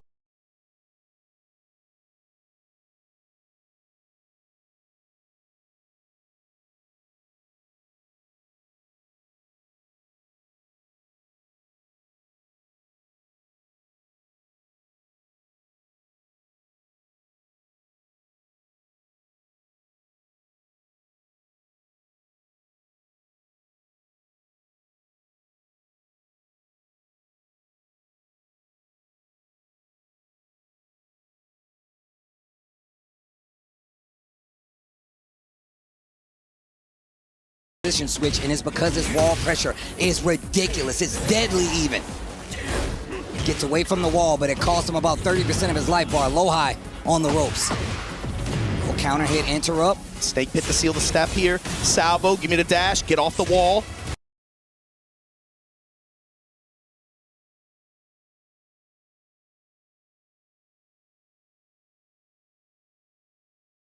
Lead jab, and again the safe mid pressure, back two. Look at these pokes, bro. Plus range. These pokes, bro. Look at these pokes, bro. It ain't over yet though, Steve. Hold on. Lead jab again in the safe mid pressure. Zubair. And also using the threat, not even trying to really go for the bomb blast wall, but the threat of it to open up for those lows. LowHigh wants to just hold back. Keeping the pressure, gets the low parry, scouts the down two. It's gonna take him back to this other wall, spins the heat, he knows he can get the pressure. I mean, look, a good series here can keep you on the wall for the end of the round, but he misses the follow-up and gives Zubair a chance. A series of unfortunate events like Lemony Snicket. Pop him with a blast. Shout out to Jim Carrey. Oh, he gonna carry him too. Give me this wall. Oh Look my at God. the damage. Just that's out of range. Full crouch. Lead jab. Oh, he was looking for the back four, but the low to close it out. That's 2 rounds to 1. Game number 3 is my man speed running. Zubair with the movement to chase down LowHigh step 2. Jeez. To the wall. Get up on this wall, though. I ain't done with you. Zubair is on the hunt right now. Hold on. Pigeon roll out. Down for one. Yeah, poke him with your Vulcan gun, but it's not working out right now. Kill Crush destroy, back to the wall. Finally, the duck on the high extension. And LowHigh gonna come up with this big left upper. Finds his launch, has heat to work with now. And he's got this wall right behind him. He can do some damage. Gonna spend it. Look at the damage. 103. Hard spike. What a block on the hatchet. Zubair, sneak him in. And pressure, Steve. Oh my Another gosh. upper on the duck. Hit it. Oh no. My God. Oh, the smash to be able to recover that fumble. Critical round here. This is a big round, Steve. Huge difference between going down 2-1 and then being down 3-0. Those ducks starting to take its toll. Zubair. Come up to Boston 1, Boston 4 this time. Defense is immaculate. Yeah, just these chip lows adding up though on the side of LowHigh. Heat burst. Defense so solid for Zubair. These lows trying to check his step. Whoa. Machine gun blow again. LowHigh slowing it down. This next exchange, and I told you he loves to hit that 2-throw because the wall pressure is crazy. Better than your favorite boxer. Stand jab, activate. Huge whip punish on the orbital. Steve, this is all pre-tornado. That's the game. That's the game, and he still got Rage Art. Doesn't even need it 3 games to none. He's not an artist, he's a killer, Steve. Oh my God, paint the walls with his blood. And the crowd, they can see it right now. We can't believe it, I already know how it goes. LowHigh, you better up the difficulty setting, as my guy Yipes would say. We were looking at this stage, I see a champion of a tour, I see an Evo champion. Zubair just sees victims.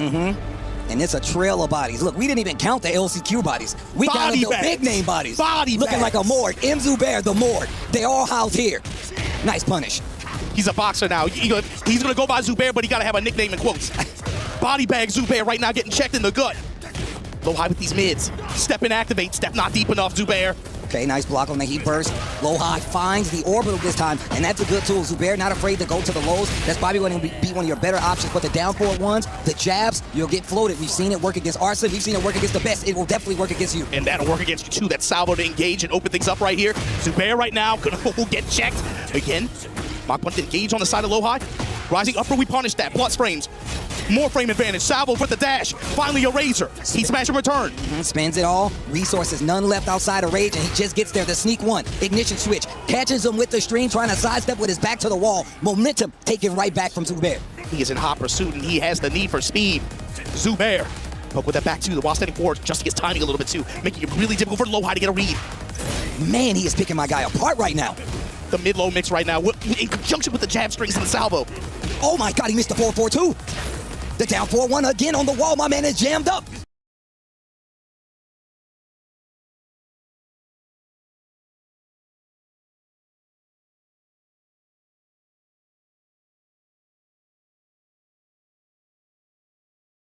And traffic's not letting up. Zubair's running all the cars on the highway, and one more round puts him at 4-0 against LowHigh. What? Or blast in play here. Lead jab from LowHigh, trying to find some kind of way to open this guy up, man. Snake pick gonna work out as a homing attack here, but activation, Incinerator, we just down 2.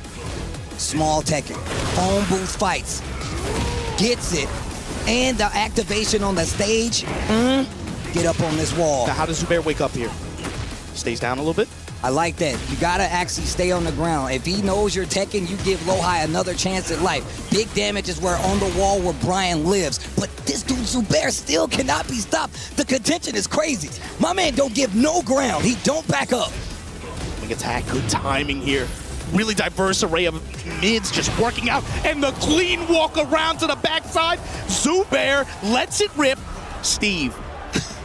That's 4 games on the side of Zubair against a legend like LowHigh. This dude is on one right now. Bruh.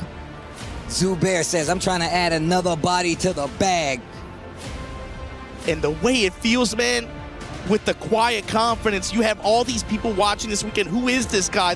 To a lot of people, it's like he came out of nowhere. But I'm sure to the Pakistani players watching, it is no surprise at all. It's like, now you know what we go through. Now you know what we go through. This is a Tekken League champion of Pakistan for a good reason. Big counter hit here from LowHigh. He's really got to turn up the difficulty set. He's only got 1 game left. Flames. Jam him. Man, he still walked into that. In the 4-3 and rotating around. Moving counterclockwise here. Zubair going to be able to take wall advantage. Full crouch low, able to beat the armor. Great option for the mid extension. The micro step. On the wall, get up here. You like being on the wall, stay there. Or hang him up like a poster. Tackle, you gotta break it. He does not dead, but boy, you in trouble. And back 4 to seal the deal. Zubair. Roll. And the thing is, LowHigh starts off so good. This dude Zubair don't know what back is. Undeterred, punish that. Get up. And you getting gripped up and you taking these frames. Back to the duck, the while standing, oh my God. While standing punishment for the splat. Activate the heat. Resplat, pigeon roll. Oh my God, Steve. Jeez. Set point, EWC point. Zubair from the LCQ. Bruh. Tundra Slasher. Hold this frame. And you can hear the crowd. They're already making the claim. Is it Zubair's the claim? LowHigh, legs clipped. This ain't a grand finals, this an execution. Back 2, comes up with the wall standing attack. Takes him out of the square. And that will be that. And Zubair all the way from the LCQ to the EWC Championship and add another 50K on top of it because of that, the body bags won't stop your EWC 26 champion. None other than Zubair. What a run. That is going to go in the history books as one of the craziest claims of all time. Taking out Arslan Ash, taking out LowHigh. Look at the bodies he's left in his wake. ULSAN, Arslan Ash, twice. 2 times. Ow. The John, rest. Oh my God, bro. This is just ridiculous. And you can just see the disappointment on LowHigh's face. And everybody, trust me, everybody feels the exact same way. Zubair says he know. Now he says you all know. My name is M. Zubair, and I am your EWC 2026 champion. Boy. What do you say to that? The quiet confidence all week. It's like he knew this was his before anybody else did. He believed. And to play with that speed and impose his will, it's on LowHigh in this fashion? Bro, that's the TWT champion. Don't get me wrong, you definitely just beat up an 8-time EVO champion. You definitely got some bodies under you, but this is a different one. The EWC championship is yours, M. Zubair, and we have nothing else left to say. I can't even talk right now, so we're gonna send it to the stage.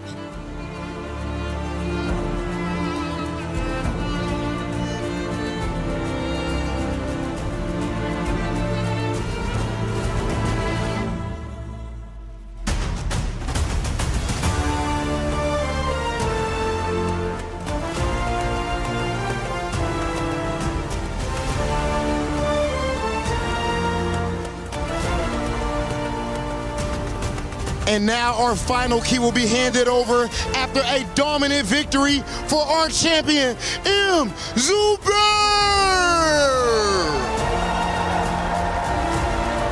What an incredible performance coming from all the way from the LCQ, and then big 4-5-0, in grand finals. I am out of words. I don't even know what to say, Rob. This guy is simply too good. 5-0 is absolutely unbelievable, brother. Just a dominant performance. He fought through Arslan Ash 2 times. He beat ULSAN, the back-to-back champion. What could he not do? There is absolutely no response to this claim to the title, man. Zubair came kind of out of nowhere for a lot of people who are not up to date on the Pakistani scene, right? But this guy is ridiculous. And there is one last key to break, Rob. And just like this, LowHigh's key is being crushed, the last player, and there is officially just one man standing. One man standing, and I need the winner's key to be able to get to the trophy, guys. Without further ado, it is time to go with Zubair to lift the Champions Trophy. Zubair threw it all the way from the last chance qualifier, and now he reigns as the best Tekken 8 player on planet Earth against all odds. Ladies and gentlemen, your champion, M. Zubair!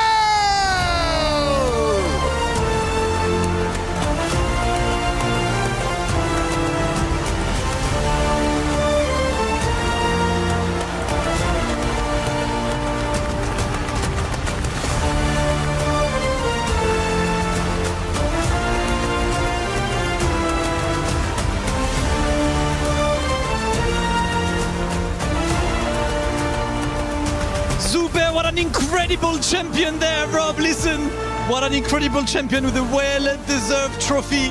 Zubair, that grand finals was absolutely incredible. 5-0, how, man? I don't even have a question. How do you do 5-0 in grand finals like that?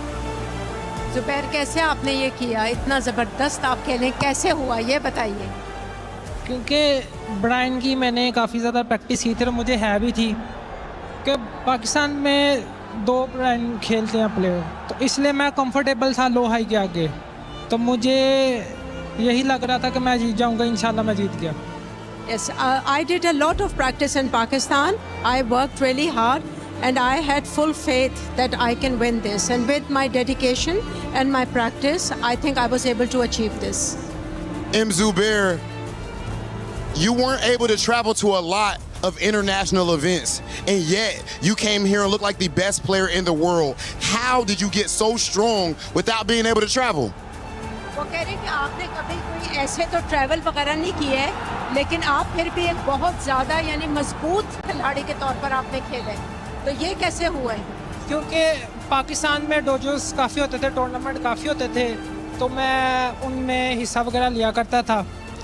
तो मैंने अपने दोस्त हसन के साथ काफ़ी practice की थी, तो उसने काफ़ी मेहनत वगैरह की थी, तो उसे काफ़ी खुशी होगी कि मैं वर्ल्ड कप जीत गया हूँ, तो उसका बहुत अच्छा किरदार है मुझे यहाँ तक पहुँचाने के लिए. So I have been practicing a lot in Pakistan. There's a specific friend of mine who actually played with me, and he also prepared me. And I'm really grateful to him. When he finds out that I have won the World Cup, he is going to be very happy, and he plays a very pivotal role in my success today. There's nothing better than community pride, but you know what? There's even more pride to share right now because Zuber just did something absolutely historical right now. He went from winning the LCQ to winning Esports World Cup, and there is a special extra award called the Jafonzo Award that will be awarded to Zuber, which also means an extra $50,000 cash prize for the Esports World Cup champion. All the accolades are well deserved for our champion, Rob. Okay, and last thing, of course, after winning $300,000, absolutely mind-blowing, you get to choose 3 of your opponent's keys. 3 competitors here at the Esports World Cup to put in your trophy. Which 3 opponents will you choose?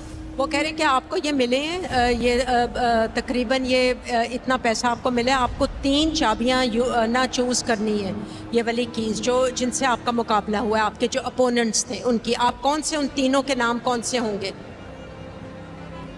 उल्सान, Arsalan और John.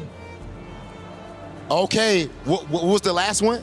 John. Oh, and the John. Oh my goodness, phenomenal. Well, ladies and gentlemen, those are gonna go in his trophy, and it is about time for him to go ahead and officially put himself into the annals of EWC history. Ladies and gentlemen, one more time for M. Zuber!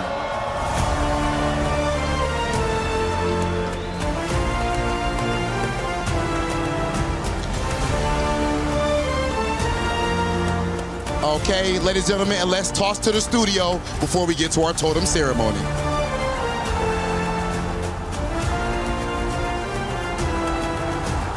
From LCQ to champion, a rarity in its own right at the Esports World Cup, let alone all of esports. This man has accomplished what many would only dream of, lifting the trophy, Esports World Cup champion for Tekken 8.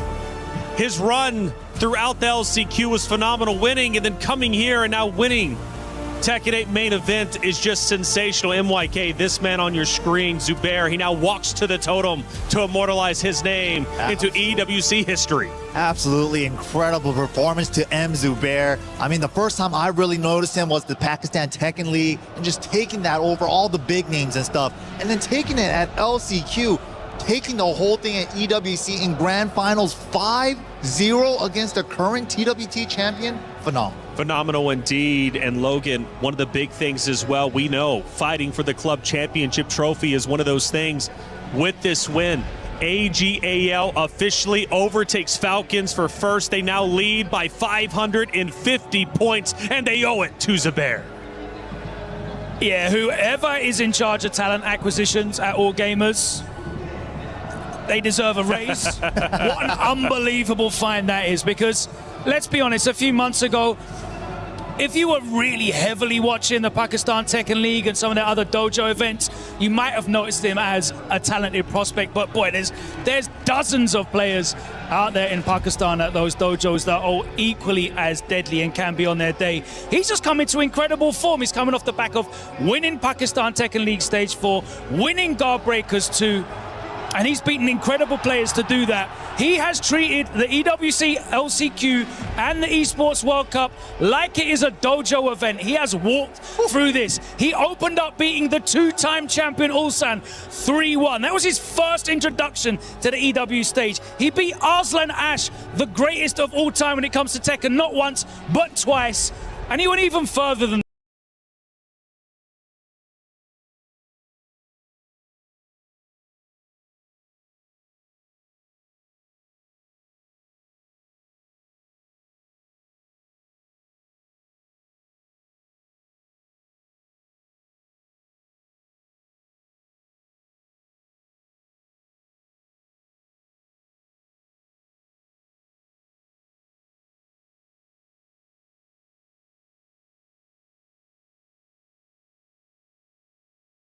he won grand finals against the reigning TW.